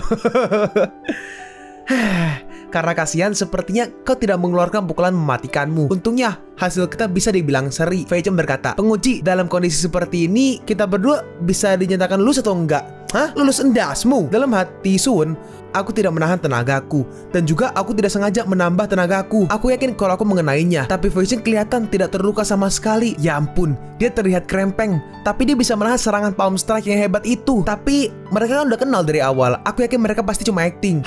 Acting? Gak mungkin. Kalian lihat kan hembusan anginnya itu. Bete ngomong-ngomong tuh penonton ya. Kalian berdua jangan berpura-pura. Kalau kalian masih berpura-pura, aku akan mendiskualifikasi kalian berdua. Shen Kuang berkata, jadi mereka semua cuma berpura-pura. Iya juga sih, dia gak mungkin selamat kena palm strike. Iya kan? Kalau mereka gak pura-pura, si sampah itu sudah gagal dari tadi. Nah sekarang kalau sudah seperti ini, gak perlu pakai trik-trikan segala. Aku masih belum menyerah kok. Aku masih mencari cara supaya kita berdua bisa menang. So merespon, itu gak mungkin terjadi. Terus tiba-tiba ada burung muncul. Hah, itu kan burung dara. Burung dara terbang ke tengah ring. Tunggu, bulu burung dara ini kan jangan-jangan benar juga. Ini pasti burung dara yang dikirim oleh perguruan Gunung Taluo untuk keadaan darurat. Sepertinya ada surat di kakinya. Kenapa burung ini datang ke sini? Yang mengirim suratnya pasti si Shifu kampret itu, si kakek tua itu. Dia bisa menemukan kita di sini. Wasitnya berkata, karena situasi darurat, sesuai peraturan, kalian berdua diberi waktu untuk menyelesaikan masalah kalian. Tapi kontesnya akan langsung dimulai lagi setelah kalian menyelesaikan masalahnya. Terus ternyata ada surat nih di burungnya. Warna merah. Shifumu menuliskan surat ini dengan darahnya sendiri. Jadi surat ini disebut surat darah. Surat darah. Ya walaupun aku ngomong kayak gitu, tapi aku mencium aroma saus sambal di surat darah ini. Feiche merespon, ya sudah aku duga. Kita lihat isinya ya. Dari Shifuya nih. Karena kita pergi dari perguruan. Oke, jadi ini tuh. Oke, karena kita pergi dari perguruan, jadi nggak ada yang memimpin perguruannya. Karena hutangnya sangat banyak, perguruannya mengalami krisis finansial. Shifu nggak berani menunjukkan dirinya supaya nggak ditagih hutang. Makanya perguruan bela diri Gunung Taluo sedang kacau balau. Kehancuran perguruan kita sudah ada di depan mata. Dia berharap kita bisa kembali ke perguruan untuk menyelamatkannya dari kehancuran. Seperti yang kuprediksi. Dasar Shifu kampret, makan tuh karma. Baiklah, pertarungannya akan dimulai kembali. Lanjutkan urusan pentingmu nanti setelah ujian berakhir. Sekarang ujian akan dimulai tiba-tiba. Gak perlu, aku menyerah. Inilah keputusan finalku. Hah? Apa? Tunggu. Jangan menyerah dulu. Sudah kuputuskan, aku akan menyerah. Soalnya aku khawatir dengan keadaan saudara-saudara seperguruanku. Aku harus cepat-cepat kembali dan menyelesaikan masalahnya sebelum perguruanku hancur. Dalam hati Shendiren, walaupun aku gak bisa mendapatkan Mbak Ming, tapi Ming Feichen lumayan berguna juga. Jadi masih gak ada masalah. Dan juga Ming Feichen bisa dipakai untuk mendapatkan bantuan dari perguruan Gunung Taluo. Kalau begitu, sesuai dengan peraturan, Ming Feichen lulus. Mbak Ming, setelah kau selesai dengan urusanmu di perguruan dan kau ingin kembali ke pasukan Liu Shan, aku, Shendiren, akan berjanji untuk menerimamu tanpa dites lagi. Suwon berkata, penguji, tolong kembalikan pedangku yang kau simpan. Karena ini masalah darurat, aku harus cepatnya pergi. Feiche merespon, kau gak perlu buru-buru juga kan? Apalagi aku masih ada ingin memberitahumu sesuatu. Lalu selang berapa lama, perekrutan pasukan Liu Shan babak ketiga sudah selesai. Peserta yang lulus silahkan baris di aula tengah. Akhirnya tesnya selesai juga. Tang Ye dan Su Xiao, seperti yang kuduga, mereka berdua lulus. Kita dapat anggota yang bagus di perekrutan kali ini. Shen Kong berkata, Kak, emang Mbak Ming akan kembali ke pasukan Liu Shan? Tentu saja, setelah istirahat sebentar, aku akan menginterview anggota baru-baru kita. Masih ada lagi? Shendiren melanjutkan, ya bukan tes sih. Aku cuma ingin lebih kenal dengan anggota baru kita. Wakil Ketua Shen, tiba-tiba Wakil Ketua Shen, ada kabar buruk. Wakil Ketua Shen, apa yang terjadi? Kenapa kalian terluka seperti itu? Ini ulah mereka. Mereka menerobos masuk. Penjaga Cilin. Tinggi banget nih cewek, kayak yang bendera. Buset.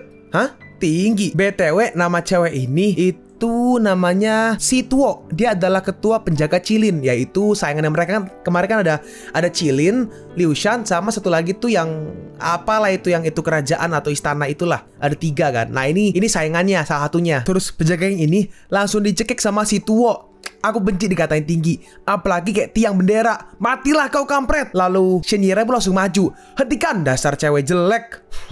Akhirnya si Shen yang tomboy itu keluar juga. Maksudnya si Shen yang tomboy keluar juga. Akhirnya penjaga yang tadi pun dilepaskan. Kau sudah menerobos masuk. Kau juga melukai anggotaku. Apa mau kalian penjaga Cilin? Kami cuma melaksanakan perintah dari kekaisaran. Karena kekaisaran membiayai kumpulan orang tua, lemah, sakit, dan bahkan cacat. Lagi pula, Yang Mulia merasa sakit hati karena seluruh pemasukan kekaisaran dipakai untuk membiayai hal yang tidak berguna seperti ini. Karena kebetulan pasukan Liu Shan sedang merekrut anggota baru, jadi kami ditunjuk sebagai pengawas untuk membantu kalian yang tidak berguna ini. Sekarang, kalian malah merekrut sekumpulan sampah. Aku jadi merasa marah. Jadi aku akan sedikit membantu mengawasi dan membimbing kalian. Bohong, kau sudah menuduh kami di depan Yang Mulia. Dan sekarang kau datang ke sini dan mencari gara-gara dengan kami. Walaupun tanpa bukti, kalian melukai anggota kami. Kau pasti nggak menganggap kalau aku dari sini ya? Apa? Jadi kau ingin mengusir kita, tomboy? Enggak juga. Maksudku, hidup kalian akan berakhir di sini. Kau berani dengan kami? Nih, token dari Yang Mulia. Berarti aku datang ke sini atas nama Yang Mulia. Jadi kau berani menentang perintah perintah yang mulia. Hah? Apa? Sesuai dengan perintah yang mulia, aku ditunjuk sebagai pengawas. Kami, penjaga kilin, akan mengevaluasi ulang hasil ujiannya. Hah? Itu kan... Hohoho, dasar Shen Lacur. Akhirnya kau sadar dengan derajatmu. Sekarang kau terlihat gak jauh beda dengan anak haram. Anak haram. Di sini Fei Chen terlihat seperti dia kayak marah gitu. Fei Chen, kau, ini kita sedikit flashback nih. Sekarang kamu terlihat seperti anak haram. Oh, flashback ke masa lalu dari Fei Chen. Dan karena hal itu, Fei Chen mengamuk dan dia langsung mengeluarkan kekuatannya dan terjadi sebuah gempa bumi. Tanahnya bergetar. Hah, apa yang terjadi? Gempa buminya kenceng banget. Hei, Fei Chen, dan Fei Chen langsung pergi, maju menyerang ke arah si Tuo. Tapi pas mau kena, hei Fei Chen, sadarlah. Fei Chen, aku masih ada di sini bersamamu. Lalu setelah itu, entah kenapa Fei Chen menggigit pundak dari Ming Suwen. Hah, dan Fei Chen pun akhirnya sadar. Tadi itu gempa buminya bisa kenceng gitu ya. Suwen berkata, maaf, aku Kau tahu kan, pasukan Liu Shan selalu merekrut anggota yang penakut. Lihat kedua orang itu aja, ketakutan tuh. Tiba-tiba, hei, apa yang kau? Ternyata Shen Yiren, dia langsung maju dan menendang si Tuo. Kelakuanmu tuh emang beneran kayak lacur. Dan rambutnya ditarik, mamam nih. Terus mukanya langsung dihempaskan ke tanah. Hentikanlah semua itu, karena hanya aku yang boleh menghina anggota pasukan Liu Shan. Kau berani memukul anggotaku, berani kau membuat mereka bersujud. Hei, hentikan, saudaraku. Ayo bantu Kapten si Tuo. Tapi di sini langsung dihalangin sama Su Xiao dan juga Tang Ye. Kalian di sini, mereka berdua hanya menatapi para bawahan dari Liu Shan yang semuanya ternyata ketakutan. Kurang ajar, saudaraku. Ayo hajar mereka. Tang Ye dan juga Su Xiao, mereka berdua mulai menghajar prajurit dari si Ciling. Dasar cewek gila. Kau berani memukulku? Tuh, mereka berdua menghajar bawahannya semua. Aku ini sudah ditunjuk jadi pengawas oleh Yang Mulia, dan kau malah menantang perintah kaisar. Menentang perintah kaisar. Turnamen bela diri kekaisaran diadakan untuk memberi kesempatan untuk pasukan Liu Shan. Aku udah bilang kan, kalau kau nyari gara-gara lagi, akan ku hajar kau. Waktu aku masih berumur 10 tahun, aku sudah masuk ke istana dengan Yan Shishan, sang Green Princess yang adalah temanku. Kau menuduh kayak enggak? Silahkan aja. Dengar, hanya aku yang bisa memukul, menghina anggota pasukan Liu Shan. Wah, cukup, hentikan. Ayo kita pergi, pasukan Liu Shan. Tunggulah pembalasanku. Ya, udah pergi sono dan jangan pernah kembali lagi. Lalu akhirnya para pasukan dari Cilin pun pergi. Kerja bagus hari ini. Kalian tidak membuatku malu punya anggota seperti kalian. Sekarang ayo kita rayakan dengan minum sampai mabok malam ini di bar Dewa Mabok. Loh, kenapa? Gak mau? Miras. Loh, kayak beda deh. Biasanya kayaknya Horas deh. Miras. Pasukan Liu Shan terlihat menarik. Mungkin kau bisa punya banyak teman di sini. Ya, siapa tahu. Oh ya, Fei Chen, aku pergi dulu ya. Kalau nggak salah kan kau ingin memberitahuku sesuatu. Si muda, aku akan tinggal di sini dan mungkin aku tidak akan pernah kembali lagi. Kalau kau merindukanku, sering-sering aja menemuiku di Nanjing. Lalu akhirnya Suwon pun pergi. Tapi pas pergi, Suwon berkata, pengkhianat. Dan Suwon pun akhirnya pergi. Lalu tiba-tiba ada daun berjatuhan nih tulisannya. Ini ada tulisan ya? Nggak tahu nanti ada tulisannya nih. Fei Chen, jangan memikirkan aku. Kalau rindu denganku, jika takdir mengizinkan, kita akan bertemu lagi. Sekarang Fei Chen pun akhirnya masuk ke dalam pasukan Liu Shan. Shen Yiren berkata, cepat menemui adik laki-lakiku untuk menandatangani surat perjanjiannya. Kalau bisa, sekalian coba seragammu. Yang lain sudah menunggu. Aku akan menginterview kalian secara privat. Hah? Interview? Kukira sekarang aku udah diterima. Dalam hati Fei Chen, tunggu, adik laki-laki. Shen Yiren bertanya, kenapa kok kau terlihat bingung begitu? Fei Chen bertanya, enggak, maksudku adik laki-lakimu ada di mana? Di sini. Hah? Nani? Susha berkata, dasar bodoh. Masa gak bisa bedain cewek sama cowok? Apa? Jadi kau selalu menganggapku sebenarnya aku itu. Terus tiba-tiba tangan si Fei Chen dipegang sama Tang Ye. Terus ya lihatlah ya. Dia lanang, mas. Kau aduh, subtitle-nya. Kau ngegerepe-gerepe adikku. Aku gak sengaja. Saya potong juga Fei Chen juniormu. Jangan. Sekarang kita pergi di dalam kantor pasukan Liu Shan. Bagus juga. Nah, mulai dari sekarang kalian sudah menjadi anggota pasukan Liu Shan. Tang Ye terlihat sangar dan mempesona. Su Xiao terlihat sangat bersemangat. Dan buat Fei Chen, kamu kayak tukang kebersihan. Kok bajuku beda sendiri sih? Udah, lagi pula stok seragam kita udah habis. Jadi pakai itu aja dulu. Dalam hati Fei Chen, katanya aku ini anggota pasukan Liu Shan. Ya udah, mulai dari sekarang kalian teman satu kerjaan ya. Silahkan memperkenalkan dirimu lagi supaya bisa saling mengenal satu sama lain. Dalam hati Fei Chen, memperkenalkan diri. Kalau salah sebut masalah itu bahaya nih. Aku tinggal ikutin yang lain aja lah. Dimulai dari dimulai dari Su Xiao. Namaku Su Xiao. Su dari kata Sucou, Xiao dari kata mencari tahu. Nama asliku Suhan. Aku berasal dari Nanjing dan di tahun ini umurku 16. Seni bela diri pedang diwariskan turun-temurun di keluargaku. Tujuanku mempopulerkan seni bela diri keluargaku. Dalam hati Fei Chen, dia itu beneran bodoh yang pertama kali datang melihat dunia. Kayaknya atasan kita gak mau mendengar hal itu. Suhan, aku tidak menyadari kalau kau punya impian yang besar. Jadi kau masuk pasukan Liu Shan untuk menaikkan kehormatan klanmu. Oh, kalau alasan saya ikut sih cuma coba-coba aja. Dalam hati Fei Chen, benar-benar orang bodoh top global. Mending kita fokus aja dengan jawaban Tang Ye. Tang Ye, nama asliku Yanling. Yanling, udahlah, gue panggil pakai nama pertama aja ya. Nama asliku Yanling. Di tahun ini umurku 18 tahun. Asalku dari Yanqing. Aku daftar di pasukan Liu Shan bukan untuk menjadi penjaga, tapi ingin membunuh seseorang. Dalam hati Fei Chen, Mas, kau ini hebat juga ya, bisa tahu jawaban terburuk. Berarti IQ dia saingan sama si bodoh top global itu. Sudah kuduga, kau datang ke sini untuk balas dendam. Ketika aku mengawasi ujian kalian, aku mengenalimu sebagai anak dari Bright Moon Swordsman. Tang Nuan, sepertinya kau masih dendam dengan tragedi Shangri-La dulu ya. Aku daftar pasukan Liu Shan untuk bisa memeriksa catatan tentang kebenaran dari tragedi itu. Aku tidak akan menyerah sebelum membunuh pelakunya. Kalau Anda keberatan, aku akan pergi sekarang juga. Apa yang kau bicarakan? Sebagai pasukan Liu Shan, kita menginvestigasi kasus dan memberitahukan kebenarannya. Itulah tugas kita. Lalu kenapa kau harus mengeluarkanmu? Yanling, jangan berpikiran yang aneh-aneh. Tetaplah di pasukan Liu Shan. Dalam hati Fei Chen, kapan giliranku? Aku lapar tahu. Daging bakar, lumpia, buah pir yang besar. Ming Fei Chen, apa waktunya makan? Sekarang giliranmu untuk memperkenalkan dirimu. Ming Fei Chen, 28 tahun. Aku berasal dari Nanjing, murid generasi ke-27 di perguruan Gunung Taluo. Ambisiku untuk melayani yang mulia, negara dan kekaisaran. Aku juga sudah mempersiapkan diriku sebagai anak buah yang baik. Dalam hati Fei Chen, Ming Fei Chen, kau hebat. Ya, yang kayak gitu yang namanya perkenalan diri. Tunggu, kau ada di generasi yang sama dengan si Moonchaser Swordsman yang terkenal di dunia pertarungan itu? Dia kan salah satu dari 17 Worms di Black and White Reflection. Murid satu generasi dengannya itu juga hebat-hebat. Dalam hati Fei Chen, sial, keceplosan. Apa? Si adik ke-6 sudah sangat terkenal.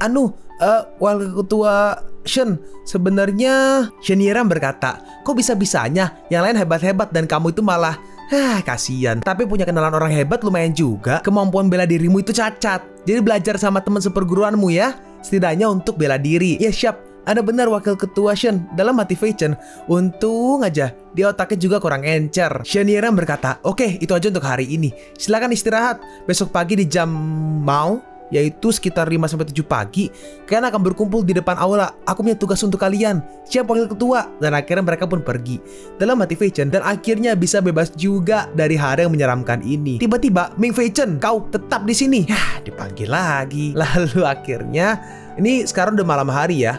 Bos, jadi ada urusan apa? Anda tahu kan kalau cewek dan cowok berduaan malam-malam itu, di antara mereka ada setannya. Kayak jadi gosip gitu. Dalam hati Fei Chen, buruan, kalau kelamaan aku bisa ketahuan nih. Ada beberapa hal yang tidak bisa diomongin di depan Su Xiao dan Tang Ye. Intinya, dalam hati Fei Chen nggak bisa diomongin di depan Su Xiao. Jangan-jangan, oh begitu. Jadi sekarang tugasnya orang yang super ganteng dan kece. Misi besok itu sepertinya akan ribet.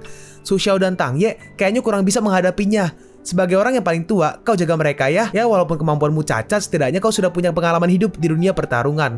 Jadi mereka seharusnya belajar dari pengalamanmu. Kok kayak lagi nggak dipuji ya? Ya, aku berjanji tidak akan mengecewakanmu. Kalau tidak ada urusan lain, aku permisi dulu. Tunggu dulu. Sekarang masalah bisnis sudah selesai. Saatnya masalah pribadi. Masalah pribadi? Kau tadi ngeliatin tete aku kan? Enak aja. Aku tuh lihat pir sangat besar tahu. Ngeles mulu. Mamam nih pir, tendangan penghancur kantong menyan. ya TTA lah. Dan di sini ternyata ada seekor burung hantu. Dimana dia nggak tahu. Gue nggak tahu ini direncanakan atau enggak ya, cuma lalu setelah itu burung hantunya pun dia pergi. Narasi, akankah masalah dia di masa lalu akan menghilang ketika Ming Fei Chen jadi anggota pasukan Liu Shan? Ataukah ada masalah baru yang menghampiri? Sekarang kita pergi ke halaman asrama pasukan Liu Shan yang sebentar lagi jam mau yang tadi ya.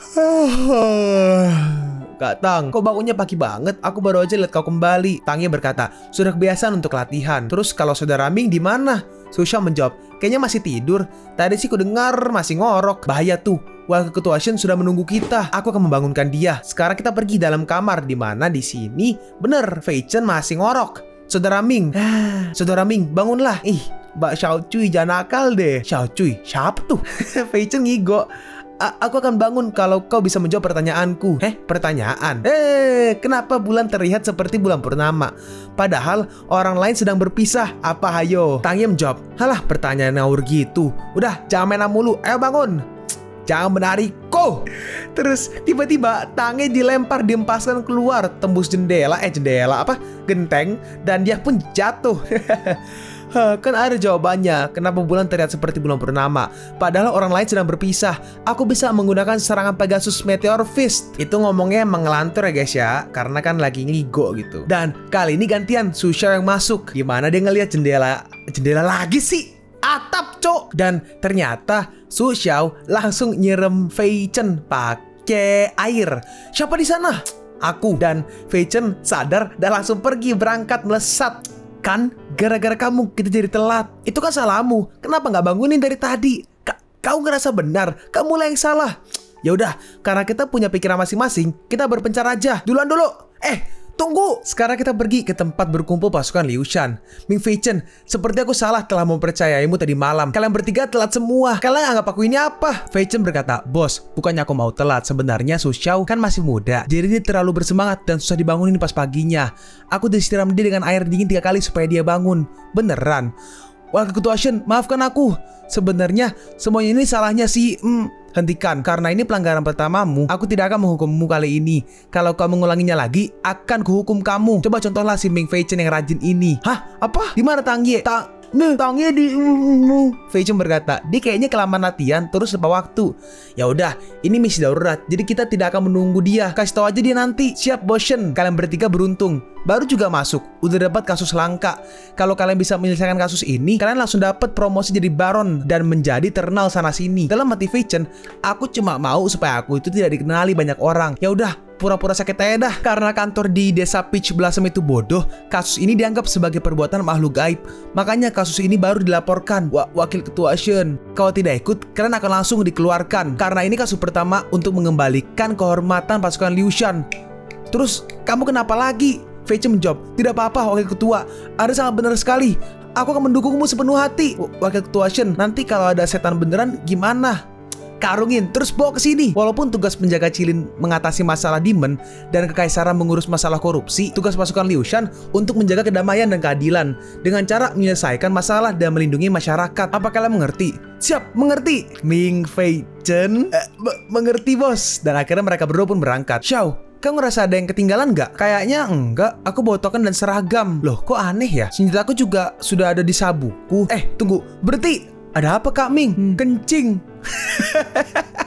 Su Xiao, dengar ya. Bisa nggak memperhatikanku terus? Gak konsen nih pipisnya. Oh iya. Tiba-tiba, seseorang, tolong. Hah, sepertinya sedang terjadi sesuatu di sana. Jangan takut ya Kak, aku akan menjagamu. Aku pergi dulu. Dalam hati Fei Chen, si Su Xiao bodoh kan jadi kena sepatu. Lalu Su Xiao pun menghampirinya dan ternyata ada satu orang yang dikepung beberapa orang. Dalam hati Su Xiao, gawat, tukang kayunya sedang dikelilingi oleh orang yang berpakaian hitam. Kau tidak menyangka akan dikepung begini kan? Cih, dasar bandit gunung. Jangan coba-coba mencari gara-gara di sini. Hah? Siapa kamu?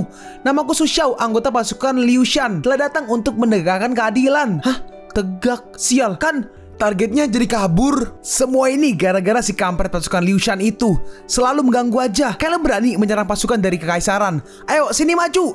Sepertinya kau harus diajar dulu baru paham. Lalu di sini ternyata apa tuh? Mungkin kayak bagian baju ya. Bagian baju milik dari Su Xiao sepertinya terpotong. Lalu Su Xiao langsung menyerang balik. Si bandit ini mencoba menahannya, tapi si bandit langsung terhempas jauh. Hah, bos, sial. pasukan Liu Shan kampret. Hei, jangan mendekat. Di sini tiba-tiba Su Xiao tiba-tiba kayak muter-muter gitu. Pedangnya kena kepala sendiri. Dan dia minta pertolongan ke Ming Fei Chen. Selamatkan aku. Suara apa tadi? Ada yang kentut kali ya? Mending bersihin sepatu dulu lah. Seorang badai berkata, pasukan Liu Shan memang tidak berguna. Ayo semuanya, kita ajar dia biar tahu rasa. Dan di sini ternyata si Su Xiao pingsan. Tapi tiba-tiba Su Xiao menghilang. Hah, hilang. Lalu tiba-tiba orangnya ini langsung dihajar. Dan ternyata oleh Fei Chen. Berisik. Dan ternyata yang menyelamatkan Su Xiao itu Fei Chen ya. Dan Fei Chen menggunakan skill dan mengempaskan mereka semua. Mereka semua pun langsung kalah. Hey, Su Xiao, tadi katanya kau mau melindungiku, tapi di sini Su Xiao pingsan. Hah, sial. Kau pakai parfum ya? Udah baunya wangi, rasanya lembut-lembut gimana gitu, kayak cewek. Terus pas lagi jalan tiba-tiba Fei Chen menginjak sesuatu. Ini kan token milik penjaga Qilin. Semua orang tahu kalau penjaga Qilin itu tidak suka dengan pasukan Liu Shan. Tapi jarang-jarang mereka melakukan hal yang seperti ini. Untungnya aku, si Master Ming Fei Chen, saking lincahnya mereka nggak bisa melihatku. Kalau enggak, tapi tiba-tiba, siapa di sana? Tiba-tiba Tangye muncul. Walah, kok ada banyak orang pingsan di sini ya? Kenapa ya? Loh, kok Su Xiao juga pingsan sih? Itu betul ngomong Fei Chen ya. Oh iya, saudara Tangye, kita harus cepat bawa Su Xiao ke dokter. Walaupun dia kurang cerdas, siapa tahu penyakit bodoh tambah parah. Aku melihatnya, pelakunya adalah kamu. Saudara Tangye? Namaku Yanling, itu yang nama aslinya, cuma tetap gue panggil Tangye aja ya. Saudara Ming, kemampuanmu itu sebenarnya hebat. Kenapa kau malah menyembunyikannya? Emang buat apa kau masuk ke pasukan Liu Shan? Uang, balas dendam, atau sesuatu seperti misi rahasia? Tapi di sini Fei Chen hanya diam. Yaudah, lupakan. Semua orang di dunia pertarungan punya beberapa rahasia. Jadi aku tidak akan memaksamu untuk memberitahuku. Terima kasih sudah pengertian saudara Yanhua. Tangye, ngomong-ngomong, kau harus melawanku. Fei Chen merespon, buset, nggak nyambung bet.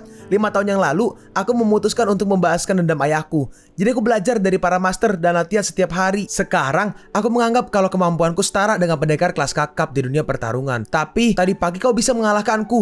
Aku harus membalaskan dendamku. Oi, saudara Tangye, kok malah ada balas dendam? Aku tidak ingat pernah melawanmu loh. Kalau kau pikir aku lebih kuat, terus ngapain pakai bertarung lagi? Siapa bilang kau lebih kuat dariku? Tadi pagi kau mukul gak jelas gitu dan kebetulan kena. Kalau bertarung 1 lawan 1 dengan adil, kau pasti tidak bisa mengalahkanku. Kalau aku menolak, gimana? Kalau kau menolak, akan ku kasih tahu rahasiamu ke wakil ketua Shen. Baiklah, kalau kau mau dihajar, aku akan menurutinya. Master Ming ini sangat pro mengatasi masalah orang-orang yang gak tahu diri. Aku menuruti perintah apa aja. Selama bukan perintah, aku dikeluarkan dari pasukan Liu Shan. Tangye berkata, ya sudah, turunkan si Su Xiao itu supaya dia tidak terluka. Jangan khawatir, dia gak bakal kenapa-napa kok. Kau, ya sudah. Lalu di sini, dengan cepat Tangye pun langsung mengaktifkan skillnya dan baju sampai robek tuh. Dan ternyata mungkin physical enhancement ya. Jadi tangannya jadi gede tuh, lebih buff sekarang. Dia menyerang ke arah Fei Chen, tapi Fei Chen tiba-tiba menghilang dan muncul di belakangnya. Tangye pun bersiap untuk menyerang lagi, tapi Fei Chen menghilang lagi, muncul di belakangnya dan langsung memukul Tangye sampai pingsan. Fei Chen berkata, Shifu pernah menawariku jurus Heart Reversal Flower Picking Palms. Cuma 1 serangan, kau bakalan lupa apa yang terjadi selama 3 hari terakhir. Sayangnya dulu aku masih kecil, jadi aku menolak jurus yang bisa membuat tragedi untuk setiap wanita. Tadi itu benar atau enggak ya? Aku cuma mengikuti apa yang aku lihat. Terus tiba-tiba ternyata ada masih di situ guys, ada saksi. Kamu ini. Terus dan ternyata orang itu punya kereta kuda. Kalian kurang beruntung bisa bertemu dengan bandit gunung. Benarkah? Walaupun banditnya udah pada dikalahkan, tapi pas aku baru datang sayangnya teman-temanku. Yaudah, setelah sudah sampai, kalian bisa beristirahat dulu kok. Master kita sedang menunggu kalian. Oh iya, bandit-banditnya itu gak perlu diikat. Gak apa-apa, mereka juga udah tobat. Dan sekarang kita pergi ke ruang pengadilan daerah, dimana di sini ternyata ini harusnya bandit-bandit yang tadi ya. Dan waduh, apa udah modar semua nih? Kenapa ditutupin semua? Orang yang kiri berkata ini, mayat-mayat ini yang baru ditemukan kemarin. Seperti korban sebelumnya, mayatnya nggak ada bekas luka ataupun tanda-tanda keracunan. Mereka seperti tiba-tiba mati tanpa sebab. Makanya orang-orang bilang pelakunya itu hantu. Hantu? Tapi tiba-tiba ditarik sama Tangye. Kau nih bicara enggak. Aduh. Loh, kenapa di setiap leher mayatnya ada luka mirip bekas gigitan nyamuk? Itu sepertinya luka bekas benda tajam. Mereka mungkin mokat setelah kehabisan nafas karena benda tajam itu menusuk lehernya. Tangye bertanya, apakah ada sejenis senjata yang tertinggal di tempat kejadian? senjata. Seingat saya sih nggak ada benda yang kayak senjata. Oh iya, kalau nggak salah ada daun bambu aneh di sana. Tapi aku tadi lupa ngasih tahu. Daunnya berwarna hijau dan ujungnya berwarna merah. Aku belum pernah lihat daun bambu seperti itu. Mungkin jenis baru yang diimpor dari Naman. Dalam hati Vechen, itu kan simbol dari perguruan Orchid Monarch Hollow, bambu iblis.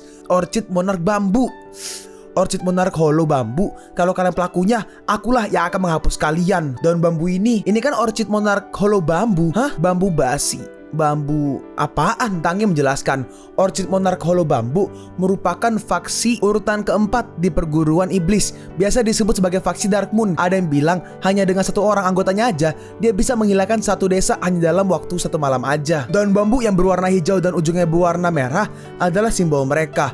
Bekas luka di leher para korban juga sangat mirip dengan luka yang terkena teknik berpedang mereka.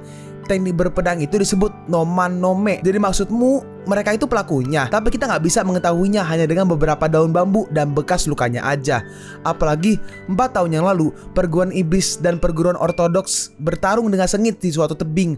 Dan akhirnya ketua perguruan iblis si Men Cuiteng dan tuan yang terhormat Shanshen, keduanya mati di pertarungan ini. Sejak saat itu perguruan iblis mulai berkurang dan akhirnya menghilang dari tempatnya. Tiba-tiba seseorang berkata, Pak, kami menangkap tersangka. Hah? Dan akhirnya dibawa nih orang ini. Ternyata seseorangnya sudah diikat nih. Warga setempat melaporkan dia berlari keluar dari rumah korban dalam kondisi kebingungan. Orang ini adalah Capi. Dia anak dari Cayuan, salah satu anggota dari rombongan Kaisar. Setelah Cayuan meninggal, Capi hidup berfoya-foya dan akhirnya derajat keluarganya menurun dan sekarang dia disebut sebagai Capi. Walah, aku salah apa ya sampai diciduk seperti ini? Kalau punya pertanyaan tinggal tanya, nggak perlu diborgol seperti ini. Aku akan memberitahu kalian apa yang ku tahu dengan jujur. Capi, pada saat waktu malam hari di waktu terjadinya insiden tersebut, kenapa kau masuk ke dalam rumah korban? Dan kenapa kau kabur diam-diam? Hah? Itu sebenarnya rumahku. Aku sudah lama gak pulang ke rumah. Dan emang apa salahnya kalau pada saat itu aku ingin mampir ke rumah itu dulu? Siapa juga yang tahu kalau ada orang mati di sana? Aku mau tahu alasannya juga. Jangan-jangan kalian mau menuduhku yang melakukannya ya? Dulu babeku adalah salah satu anggota rombongan Kaisar. Dan sekarang kalian ingin menjebakku ya? Kalian gak takut deng? Tiba-tiba si Capi tiba-tiba lemes dan langsung berlutut. Kok tiba-tiba dia terlihat lemas begitu? Ternyata Vechen menggunakan skill jurus sentilan maut. Dalam hati Vechen, kuda-kudanya terlihat lemah, tapi mungkin dia itu cuma acting. Lalu akhirnya dibangunin lagi. Otot perutnya juga lemah. Terus ternyata diserang lagi, disentil lagi nih. Tadi kan kaki kayaknya ya. Terus perut, terus sekarang ke tangan tuh. Kekuatan lengannya juga sangat lemah. Dicoba terus di seluruh badannya. Dia kejang-kejang. Dalam hati Vechen, sepertinya bukan dia. Terus tiba-tiba ada yang melempar batu ke Vechen, tapi Vechen berhasil menangkapnya. Oh, menarik juga. Oh, bukan batu, lebih tepatnya sebuah surat. Kita lihat isi suratnya ya. Anda berasal dari dunia yang sama juga. Jangan ganggu rencana saya. Jika Anda bersikeras menghalangi saya, Anda akan mengalami kematian yang tragis. Kau, berani-berani kau meledekku dengan gerakan itu. Penjaga, penjarakan dia. Tuan-tuan, ayo kita bicarakan baik-baik. Tapi tiba-tiba, tunggu, Vechen berkata. Lepaskan Capi. Kau bisa melihatnya kan? Kalau dia itu tidak terlihat seperti tipe orang yang bisa melakukan sebuah kejahatan. Tuan, Anda sangat bijak.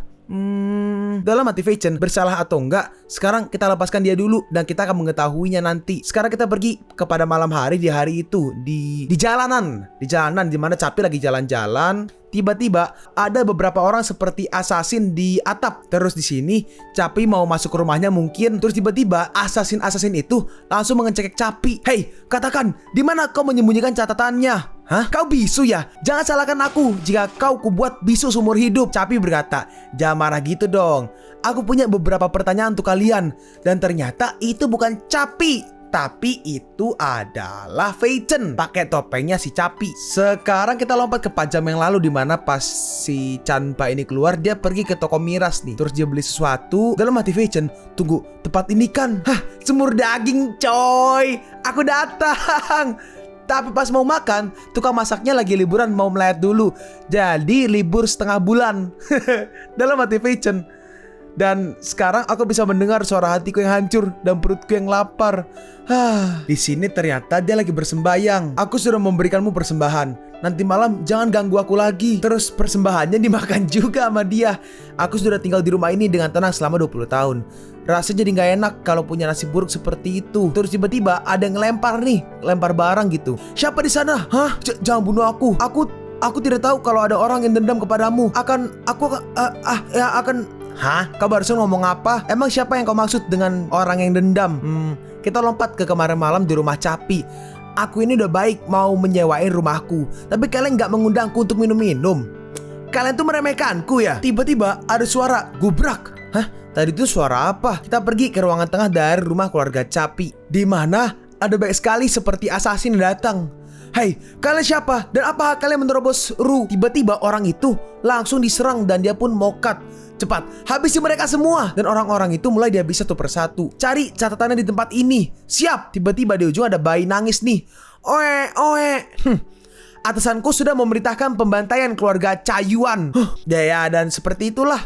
Aku tidak pernah menyangka kalau babehku yang jujur dan tulus itu, dia punya musuh. Kau memang gak bisa menilai buku dari sampulnya. Sayangnya, kepala koki di bar suka-suka, seluruh keluarganya menjadi kambing hitam. Fei Chen bertanya, kepala koki Liu itu bekerja di bar mana?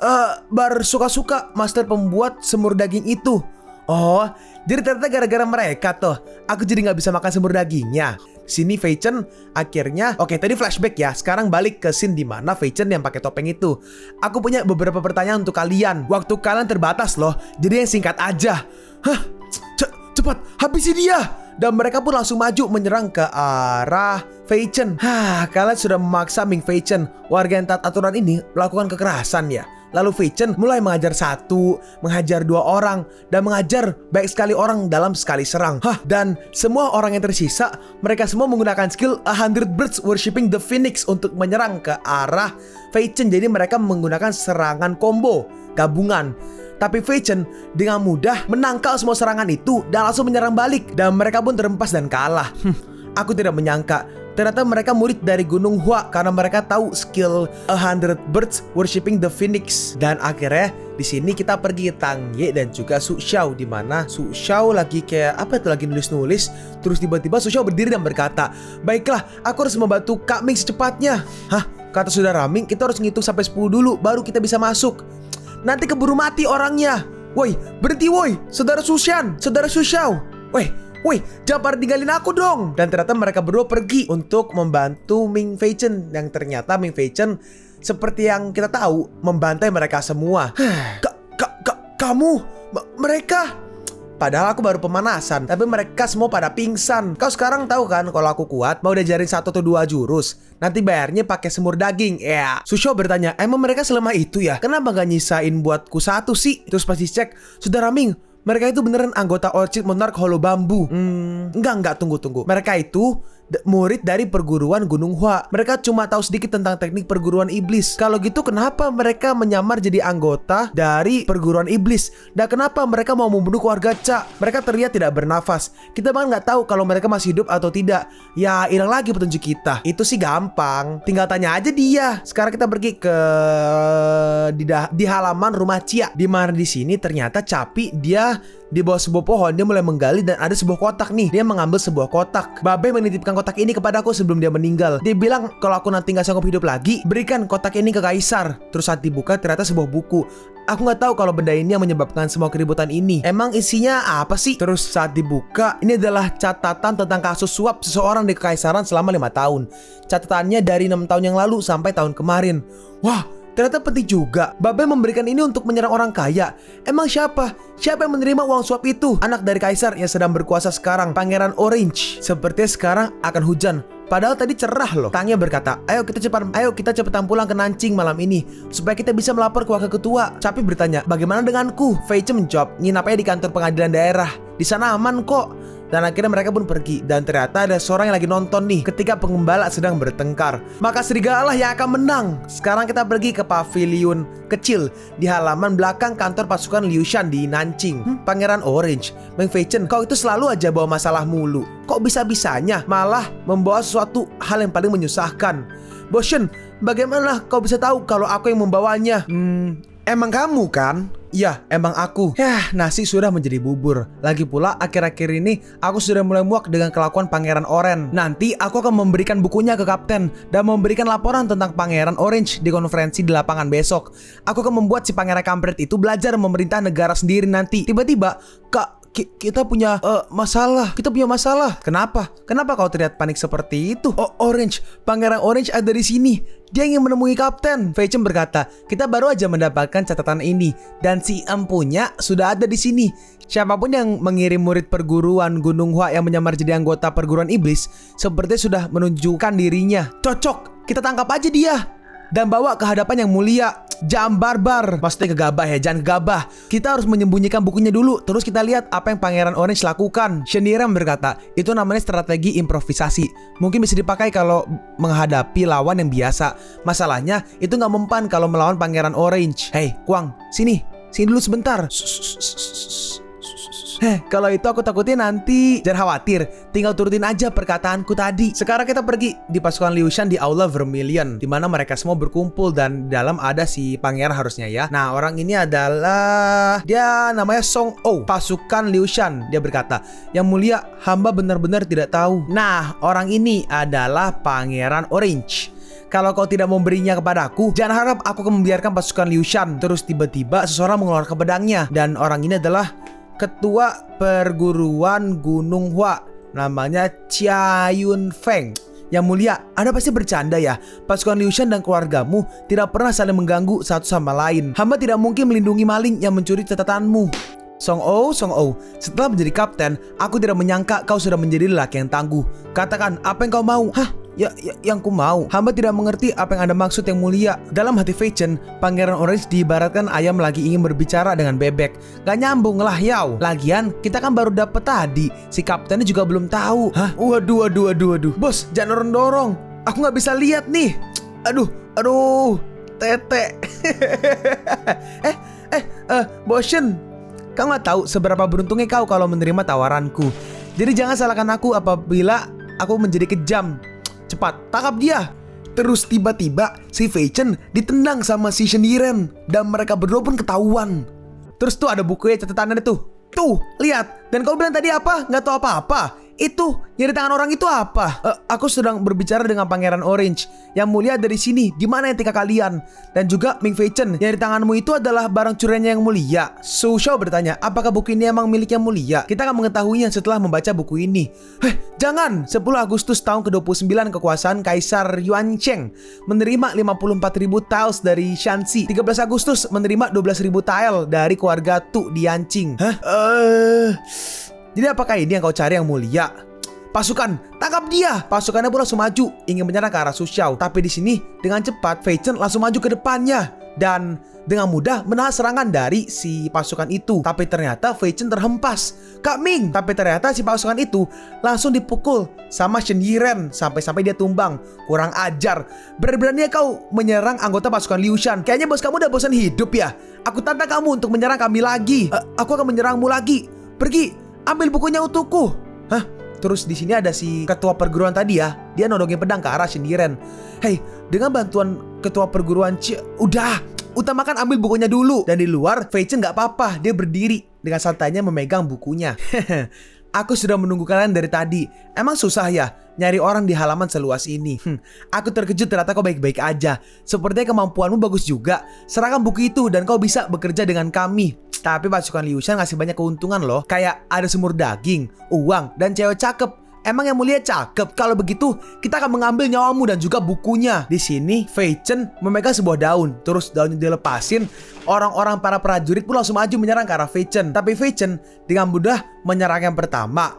Terus menyerang yang kedua. Terus tuh, kepala mereka dihentakkan satu sama lain. Dan mereka berdua langsung terhempas. Dan saat daunnya jatuh, mereka pun sudah tumbang. Kapten, aku menyarankan berhenti sekarang juga. Kalau tidak, mam nih, dasar kakek legend. Lalu Shendiren dan juga si ketua perguruan, mereka berdua beradu pedang. Di sini si ketua mau menyerang menggunakan telapak tangan nih ke arah Shendiren, tapi dengan cepat langsung ditahan sama Tang Ye. Dan di sini 1 lawan 2 ya. Si ketua mencoba menyerang, Shendiren juga menyerang balik, tapi si ketua berhasil menghindarinya. Terus si ketua pas lagi menghindar, kakinya ke atas mau nendang Tang Ye. Tapi Tang Ye berhasil menahannya menggunakan tangannya. Lalu setelah itu dengan cepat si ketua pun langsung mundur. Setelah mundur, dia pun langsung melesat maju. Tapi Tang Ye langsung ke depan dari Shendiren untuk melindunginya. Hati-hati wakil ketua Shen. Di sini si Shendiren menahan pedangnya dan Tang Ye menahan tendangannya. Nah, di sini terlihat jelas Yang mulia, Anda sedang berada di markas pasukan Liu Shan, jadi jangan macam-macam. Tenang, aku tidak akan macam-macam. Aku akan berbuat lebih dari itu. Song Oh, aku sarankan kalau kau tidak perlu berurusan lagi dengan buku itu. Ketika pasukanku membawa orang itu lagi, tumbahkan semua kesalahannya ke orang itu, dan aku akan pergi dengan bukunya. Kita akan pura-pura hal ini tidak pernah terjadi. Tentu kau akan melindungi pasukan Liu Shan. Aku sudah memberi kesempatan, tapi kau menyia-nyiakannya. Jadi jangan salahkan aku, Kapten. Dan di sini Fei Chen pun masih di sana ya. Dalam hati Fei Chen, sesuai rumornya, kemampuan berpedang Bo Shen memang top. Kalau Tang Ye sesuai dengan yang kuduga, dia memang hebat. Bo Shen bisa menandingi kakek itu jika bekerja sama dengan Tang Ye. Terus si Su Xiao kemana? Su Xiao, kau di mana? Tiba-tiba, suruh pasukanmu berhenti. Kalau tidak, kau akan tahu kan apa yang akan terjadi selanjutnya. Dan ternyata si pangeran ditodong sama si Su Xiao. Hei, kurang ajar, lepaskan Yang Mulia. Hei, Su Xiao, apa yang kau lakukan? Kau tidak peduli dengan aturanku. Aku akan melaporkan kalian karena telah menyandraku. Aku akan memberitahu Kaisar kelakuan pasukan Liu Shan. Kalian sudah habis. Begitu ya, kau mau melaporkan kita ke Yang Mulia. Tiba-tiba Yang Mulia telah tiba. Hah? Nah, orang ini adalah Kaisar nih guys. Kaisar namanya Kaisar Yuan Sheng. Ayah, aku di sini. Wanita kejam ini telah menyandraku. Apa yang kau maksud dengan wanita, ha? Kurang ajar, kau berani menunjukkan senjatamu di hadapan Yang Mulia Kaisar. Kau ini pemberontak ya? Yang Mulia, maafkan aku. Iya, maafkan atas kelancanganku ini. Orang ini, maksudku Yang Mulia, dia sudah keterlaluan. Dia datang ke kantor kami dan berbuat onar. Hamba takut kalau dia akan kabur jika hamba melepaskan dia. Tidak logis, kenapa kau mengizinkan kelakuan kurang ajarmu di hadapanku? Lepaskan dia. Tapi kau dengarkan, lepaskan aku. Kau sudah berkelakuan kurang ajar kepada ayahku. Kenapa malah diam aja? Semua ini terjadi karena jatuh. Pas Fei Chen mau ngambil bukunya, tiba-tiba kau tidak perlu mengambilnya lagi. Seorang bawahan mau mengambil bukunya dan memberikannya kepada Kaisar. Dan saat dibaca, ayah, aku menakjubkan. Oh, kau berharap aku akan membacakannya dengan lantang supaya orang-orang di sini mendengarnya juga. Pulang sekarang juga, pergi dari hadapanku. Aku telah menyadari kesalahanku. Aku akan pulang dan memikirkan konsekuensi dari semua kesalahanku ini. Yun Feng, ayo kita pulang. Dan akhirnya mereka pun pergi. Si Kaisar berkata, Shiniren, jadi kau meminta aku untuk datang ke sini dan memeriksa kantor ini beberapa kali hanya untuk menyaksikan situasi melakukan itu? Atau mungkin kau ingin mempermalukanku? Yang Mulia, kami hanya... Shiniren menjawab, Yang Mulia, hamba benar-benar tidak mengetahui jika anak Anda, Yang Mulia, akan mendatangi kami hari ini. Dan juga untuk permasalahan catatan itu, kami tidak sengaja menemukan benda curian tersebut. Itu semuanya kebetulan. Walaupun dia yang mulai duluan untuk mengancam seorang pangeran, pasukan Liu Shan benar-benar menonjol hari ini. Shiniren, kaulah yang mengundangku, dan kau juga lah yang telah memperlihatkanku kejadian hari ini. Beritahu aku, apa yang kau rencanakan? Dan untuk semuanya, selain Shiniren, tinggalkan kami. Baik Yang Mulia. Duduklah, garis muda. Hamba telah gagal untuk melatih anak buahnya. Hamba meminta untuk menghukum hamba aja. Jangan menghukum anak buah hamba. Cukup. Masa aku harus menghukummu? Yiren, sekarang ini gak ada siapa-siapa selain kita berdua di sini. Aku punya beberapa pemikiran untukmu. Beberapa tahun kemarin, aku mengabaikan pasukan Liu Shan sebagai hukuman karena kesalahan Yan Xishan yang dulu.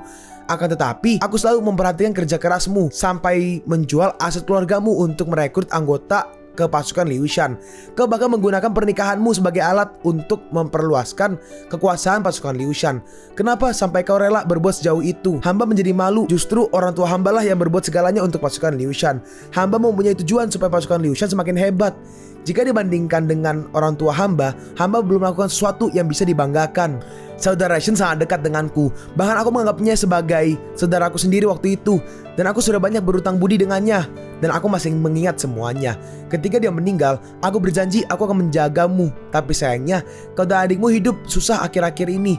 Jadi aku malu jika aku bertemu dengan mendiang ayahmu itu. Hamba tidak berani memaksamu untuk membayar hutang budi kepada hamba. Tapi pada saat ini, pasukan Liu Shan tidak punya anggota yang memiliki kemampuan hebat untuk menjadi anggota elit. Ini adalah kesalahan yang tidak bisa dimaafkan. Hanya saja, hamba berpikiran jika pasukan Liu Shan harus membuktikan dirinya sendiri. Dan akhirnya memiliki kebanggaan sebagai anggota elit dari pasukan Liu Shan dan juga melayani Anda. Yiren, kau mengetahuinya kan jika komandan penjaga Jilin mengirim laporan kepadaku. Mereka memintaku untuk memindahkan anggota elit pasukan Liu Shan menjadi anggota elit penjaga Jilin. Hah? Kalau masalah itu, Kaisar melanjutkan, tapi aku menghentikannya. Sudah bertahun-tahun pasukan Liu Shan berkontribusi secara positif yang baik sekali kepada Kekaisaran. Karena aku gak bisa menghilangkan kontribusi pasukan Liu Shan selama bertahun-tahun hanya karena satu kesalahan aja. Karena kesalahan Yan Qishan. Aku bisa mengulur waktu untuk sebentar aja.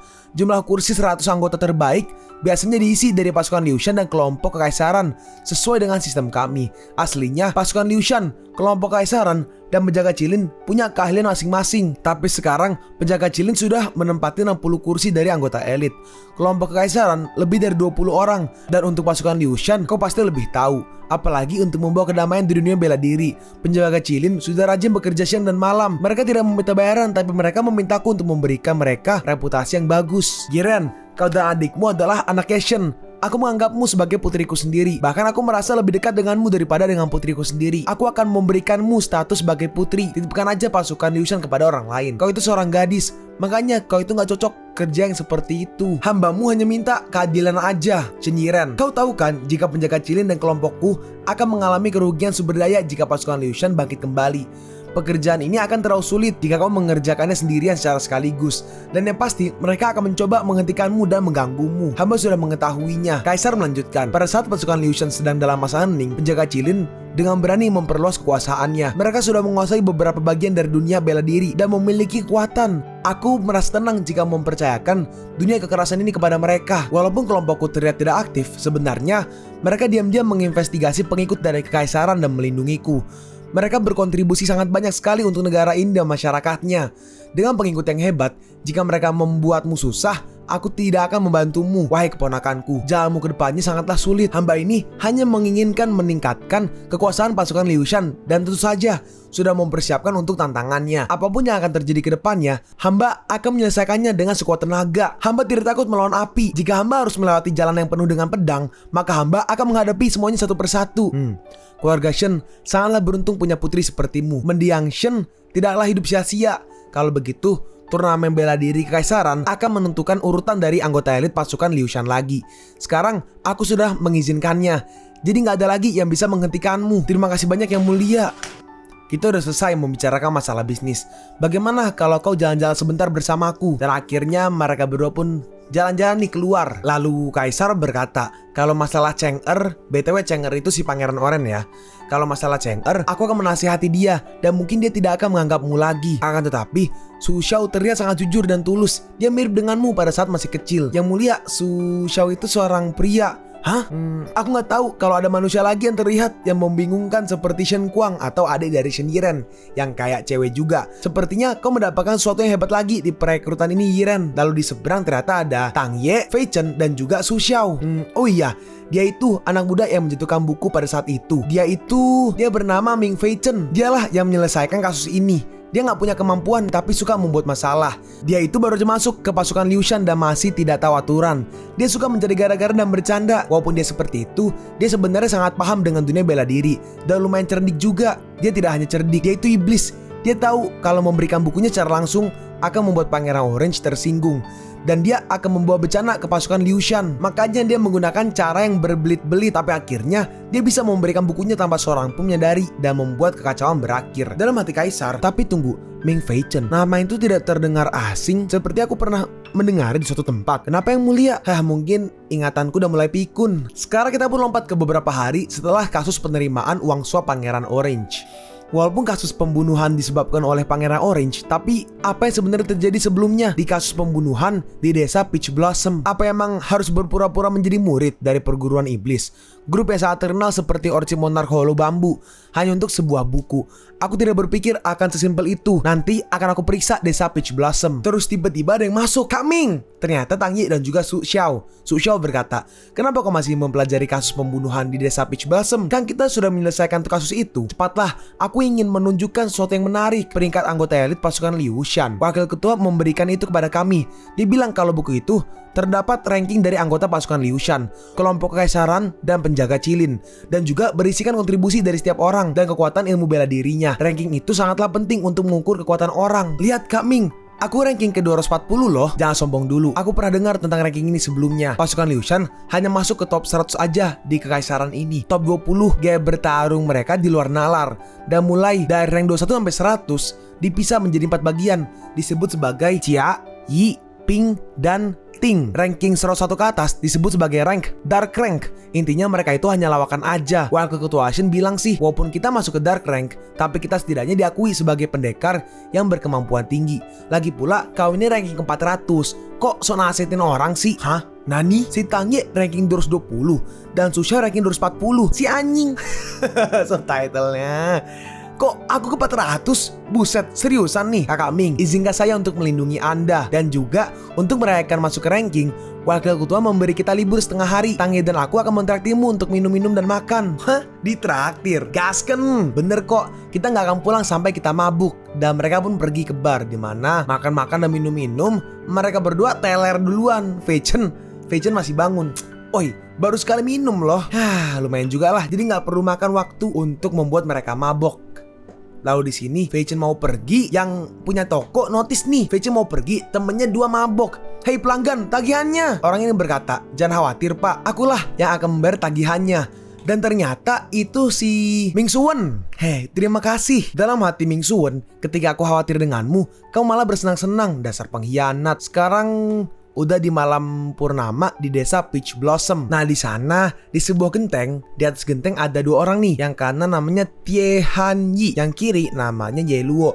Nah Tie Han Yi yang kanan ini dia ada di ranking ke-21 di peringkat anggota elit. Dia yang terkuat di rank Chia. Sedangkan Ye Luo dia ranking ke-22 di ranking anggota elit di Liu Shan. Tie Han Yi berkata, kami datang ke sini untuk menginvestigasi ketika meninggalnya kakak Cha Yuan dan tidak menemukan petunjuk apapun. Aku pikir akan susah untuk mencari petunjuk lagi. Ternyata ada petunjuk yang muncul di sini setelah pasukan Liu Shan membuat keributan. Dan di sini ternyata ada seperti seorang pengemis kah? Ya pengemis tuh. Ada kayak mangkok buat minta duit gitu. Dia tiduran di pinggir jalan. Pengemis, saudara Tie. Aku khawatir mungkin ini adalah jebakan. Aku akan pergi untuk berbicara dengannya. Tunggu di sini. Lalu dia turun. Terus tiba-tiba dari belakangnya ada seorang yang ingin menyerang. Hawa membunuh. Tie Han Yi berhasil menahannya. Tapi ternyata dia pun terhempas lumayan jauh. Siapa itu? Kenapa kau diam-diam menyerangku? Terus tiba-tiba seseorang memegang kaki dari Tie Han Yi. Abrakadabra. Tuan yang baik, berikanlah hamba sedikit uang. Di sini dia menyerang menggunakan pedang, tapi Tie Han Yi berhasil menghindarinya. Terus orang yang tadi menyerang pertama, dia pun maju ke arah Tie Han Yi, tapi Tie Han Yi berhasil menahannya. Lalu karena dia mencoba menahan serangan dari yang serang barusan, dia pun Tie Han Yi pun terkena pedang dari orang yang megang kaki tadi. Di sini Tie Han Yi mengeluarkan kekuatan dan mereka berdua pun terhempas mundur. Orang yang kiri berkata, pahlawan Tie, Iron Blood Han Yu hanya telah mendengar namamu sebelumnya. Kau tidak akan mendapat julukan itu jika tidak ada darah. Kudengar kau pernah ditebas dengan pedang yang sangat besar pada saat kau tidur. Tapi pedang itu gak bisa menebasmu. Sepertinya mereka tidak mengetahui tentang pengerasan Qi. Yang karena menambahkan, mereka gak tahu kalau kualitas serangan akan sangat berbeda hasilnya. Apa hasilnya akan sama jika yang megang pedangnya adalah orang yang ahli dengan petani? Dalam hati Tie Han Yi, kenapa Ye Luo belum menembakkan panah untuk membantuku? Dan ternyata Ye Luo seperti juga lagi berantem tuh. Siapa kalian sebenarnya? Kau datang ke sini tanpa mengetahui tempat apa ini? Kalian cari mati ya? Tempat ini adalah, kita lihat nih, sebuah tulisan. Kudengar kau suka dilatih. Apa kau tahu tentang Orchid Monarch Bambu? Orchid Monarch Hollow Bambu. Orchid Monarch Hollow Bambu. Faksi kegelapan di dunia bela diri, para pemuja kejahatan seperti di legenda, orang-orang aneh yang tidak bisa dimengerti. Semua anggota yang berada di faksi itu sangatlah kuat di dunia bela diri. Pada suatu ketika, di dunia bela diri, banyak pertumpahan darah. Semua itu gara-gara mereka. Tidak ada perguruan yang selamat dari teror mereka. Dan katanya, raja mereka menggunakan topeng iblis keji. Ada yang bilang kalau tidak ada yang pernah melihat kemampuan asli dia. Dan kalaupun ada, mereka langsung mokat di saat itu juga. Sosok legenda yang menghilang beberapa tahun yang lalu. Setelah kejadian itu, seharusnya Orchid Monarch Bambu juga ikut menghilang juga. Tapi kenapa mereka ada di sini? Ini God, perbedaan kemampuan kita sangat jauh. Aku takut kalau kali ini cerita kita akan tamat. Ye Luo, kaburlah. Aku akan menjagamu. Cepat. Tapi ternyata Ye Luo sudah kalah. Ye Luo, maafkan saya, namun saya ini sudah mengalahkan teman Anda. Kau ini ngehayal bisa kabur dari kami. Kau meremehkan kami ya, dasar serangga. Ye Luo, dia pun langsung maju menyerang ke arah orang ini, yang orang dari Monarch Hollow tadi. tapi dengan mudah ditahan tangannya. Serangga yang menyedihkan. Ini serangan terakhirmu. Pukulanmu kayak anak berumur 3 tahun. Akan kutunjukkan pukulan orang dewasa yang sebenarnya. Dan si Tehanyi langsung dihajar. Pukulan tatapan Vajra yang mematikan. Dan si Tehanyi dia langsung terempas jauh. Aku tidak pernah mengira bisa melihat skill uniknya Mas Bro. Pukulan tatapan Vajra yang mematikan. Kau tidak khawatir harus membersihkan semua kacauan ini. Dia pasti sudah menjadi gumpalan daging yang berceceran kemana-mana. Jangan khawatir, aku hanya menggunakan 30% dari kekuatan asliku aja. Aku tidak menyangka kalau orang itu menggunakan 13 Taipao Defense Armor. Makanya nyawa dia bisa selamat. Dan itu yang membuatku lumayan terkejut. Terus kenapa? Tulang dan meridiannya sudah hancur berkeping-keping. Dia terlihat seperti sayuran sekarang. Kenapa dia melakukan itu? Tidak apa-apa jika kau tidak menghabisinya. Masalahnya sekarang mau kita apakan mereka?